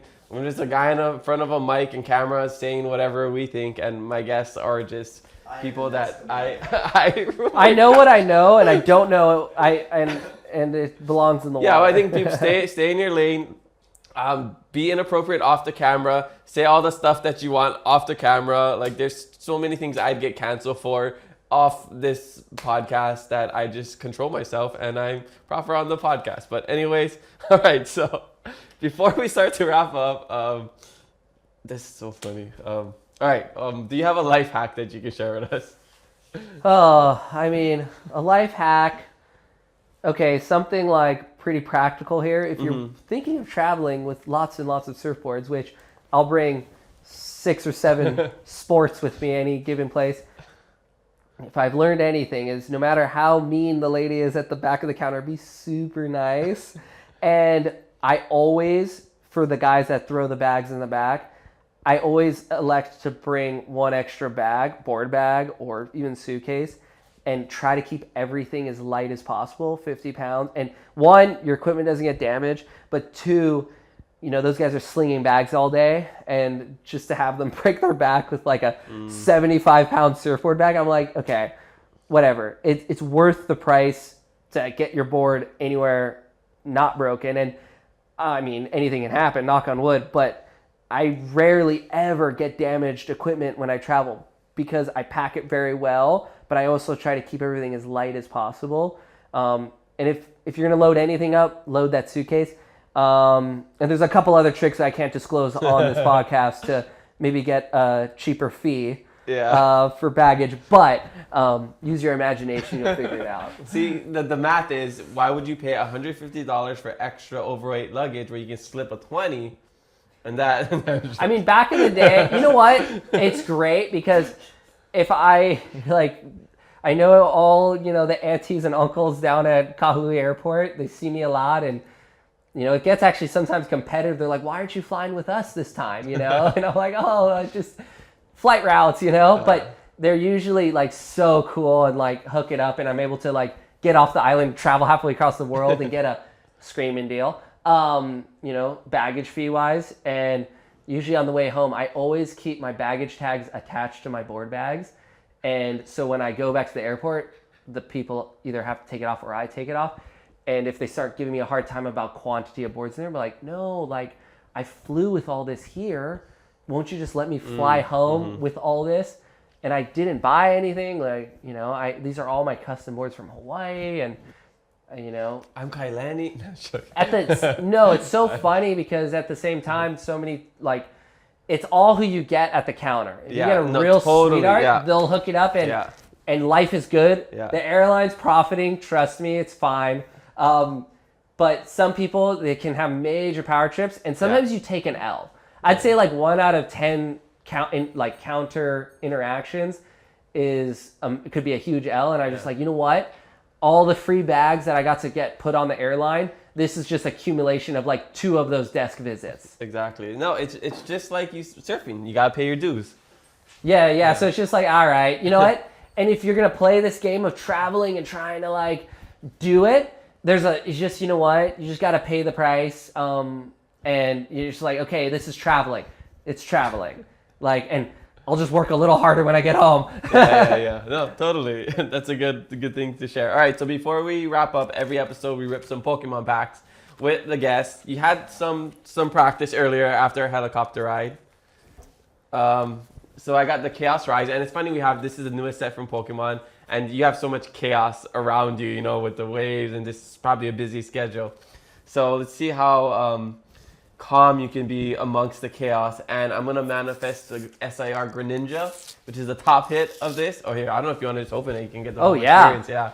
It's been probably since I was up till today, since I was 9 years old, busting up Pokemon packs. Yeah, in the early 2000s. Yeah.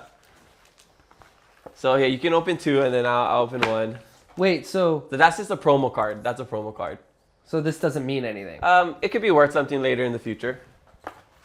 But the pack, so I was explaining to you kind of like the hype around Pokemon. I feel like that's going to have the best one because I handed it to you. I was visualizing. When you talk about visualizing, I'm visualizing pulling. Earlier really today when you handed, we got to open some earlier, and it was like, you know, I was like, you almost have a gut feeling of which card is there. I hope it's mine, but I kind of feel like it's his over there. Well, regardless, let's see what happens. We're putting it to the test. How about we do this? So I have double the chance now. It's not for me or you. The winner of our giveaway gets the card. That's cool. Yeah. I like it. Yeah, I like that. Let's do that. I don't want to keep it. Okay. All right. So let's see what you learned, because I taught you how to open the pack earlier. I know. I didn't realize there was such a technique to this. I used to just, I guess, chew through it as a child. It's fun. Now you have to be careful because there could be like a couple $100 card inside. Yeah, when I was growing up, you can open it like this it was too. just a fun you can open it more. Cartoon. Yeah, and it's $1 billion industry. Okay, now. here we go. All right, so you put the back card on the side, and then the back card to the front. Yeah, you got it. Okay, then show it. Point at the camera. There you go. You want to kind of hide the back one. Yeah, right there. Perfect. And now go one by one. Yeah, there you go. And then the first cards are just the common cards, and and when you get to the last 3, that's when the good stuff come out. All right, visualizing. It's a Greninja. Or a gold card. A gold card's really hard to get. Let's see. Not getting the reaction I was hoping for. No, yet. no, you didn't. You're not at the good stuff. Oh, yet. I can go faster. Yeah, yeah. And you didn't get anything. But you said this has a good one, and then you have one more chance if I. So don't it's get funny anything. because not being out of the game since I was 9 years old. Everything they looks look cool. super cool. Yeah. That's the cool thing is like if you don't really know, you're not like a collector. Chasing Whoa, this something. one looks sweet. I Yeah. don't know. No, It's like, people collect like certain cool cards, cute cards. how do you know what is like a good card though? You see it like the one that he put earlier? It's It's like just a full extra. art. It's nice. So here. Okay, here we go. Let's see what I see. You get the. Oh, you're doing you it get way the- faster. You get the good technique once you do so much. Right there. There you go. You were right. An IR. Taros IR. That's a good Oh one. my gosh. Look how cool that is. I told Yeah. you. I had this feeling you had the pack. I knew I should have swapped it back. Why don't you sign this card and we'll give it to the winner? This will be the only Taurus card in existence signed by Kylie. Dang. Okay, Yeah. I'll grab a pen. Yeah. I have a pen. Okay. Okay, let's see what you get now. Nervous. Going to I want to at least lucky winner. something decent, dude. Maybe I just have to like earn my Yeah, you gotta pay the dues. pay the dues. Yeah. I mean, for my girlfriend and I, how we got started, we pulled the top cards in our first pack. Okay. That's what got us addicted. Oh, he's going speed now. Let's see what you get. Okay, almost to the one. Oh, he got cooked again. Dude. Yeah, I guess you can't be good at everything. Dude. It's life humbling you. The You moment I can't be good handed at you that everything. pack, I was like, it's in there. I had the gut But feeling. you called this. You called this. So it's like you had a part of this. So, I mean, is it random what they put cards in? Or Yeah. do the people... It's random. It's random. So Yeah. you never know. You never know. And then there's certain sets, not this set, but you can get a God pack where all the cards are like, so there's 10. So 10 of... How many God packs are there? Very few. So I do Like a daily challenge. 10 in the world? Oh, no, there's more than that, but like it's like 1 in every 1,000 packs or something like that. But yeah, so we'll get some more. We'll get you some. It's semi-addicting. No. No, it's fun because you do it with my girlfriend. You do it with your kids. Like it's fun. You go to the shows. You look for cool cards. It's nostalgic. I won't even ask how deep you are financially into this. It's the first time I've ever had credit card debt in my life. Let me say that. Hey, that's how you build good credit. But I have my shows. It's gonna be very financially successful for me now. Listen, I'll buy surf equipment, you buy Pokemon cards. We all have the things we like. We all have things we Yeah, like. but that's pretty much all we got for you. Thank you so much for coming on the podcast, sharing your story. The movie's gonna be awesome. I hope people everywhere watches it. Is there anything else you want to share before we wrap up? If not, tell us where we can find you.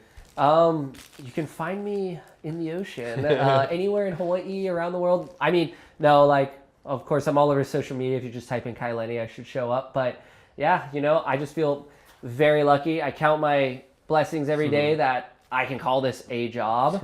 I don't feel like I've ever had a real job yet. And, even working hard on this film, it was really a dream realized, a passion project. So I think the philosophy is if you're always doing something you really love to do, it doesn't ever feel like work, and you'd be doing it anyway. So here I am. Right on. Well, check them out. I'm a huge fan. Keep doing what you do. Keep inspiring me as a 33-year-old trying to accomplish bigger things in life. So you're an inspiration to all of us. Mahalo, Kai, for coming on the Keep It Low podcast today. Spread love, be kind, and mahalo for listening to us today. We have new episodes every Thursday, so make sure you follow us and leave a review. I'm your host, Kamaka, and remember to always keep it aloha.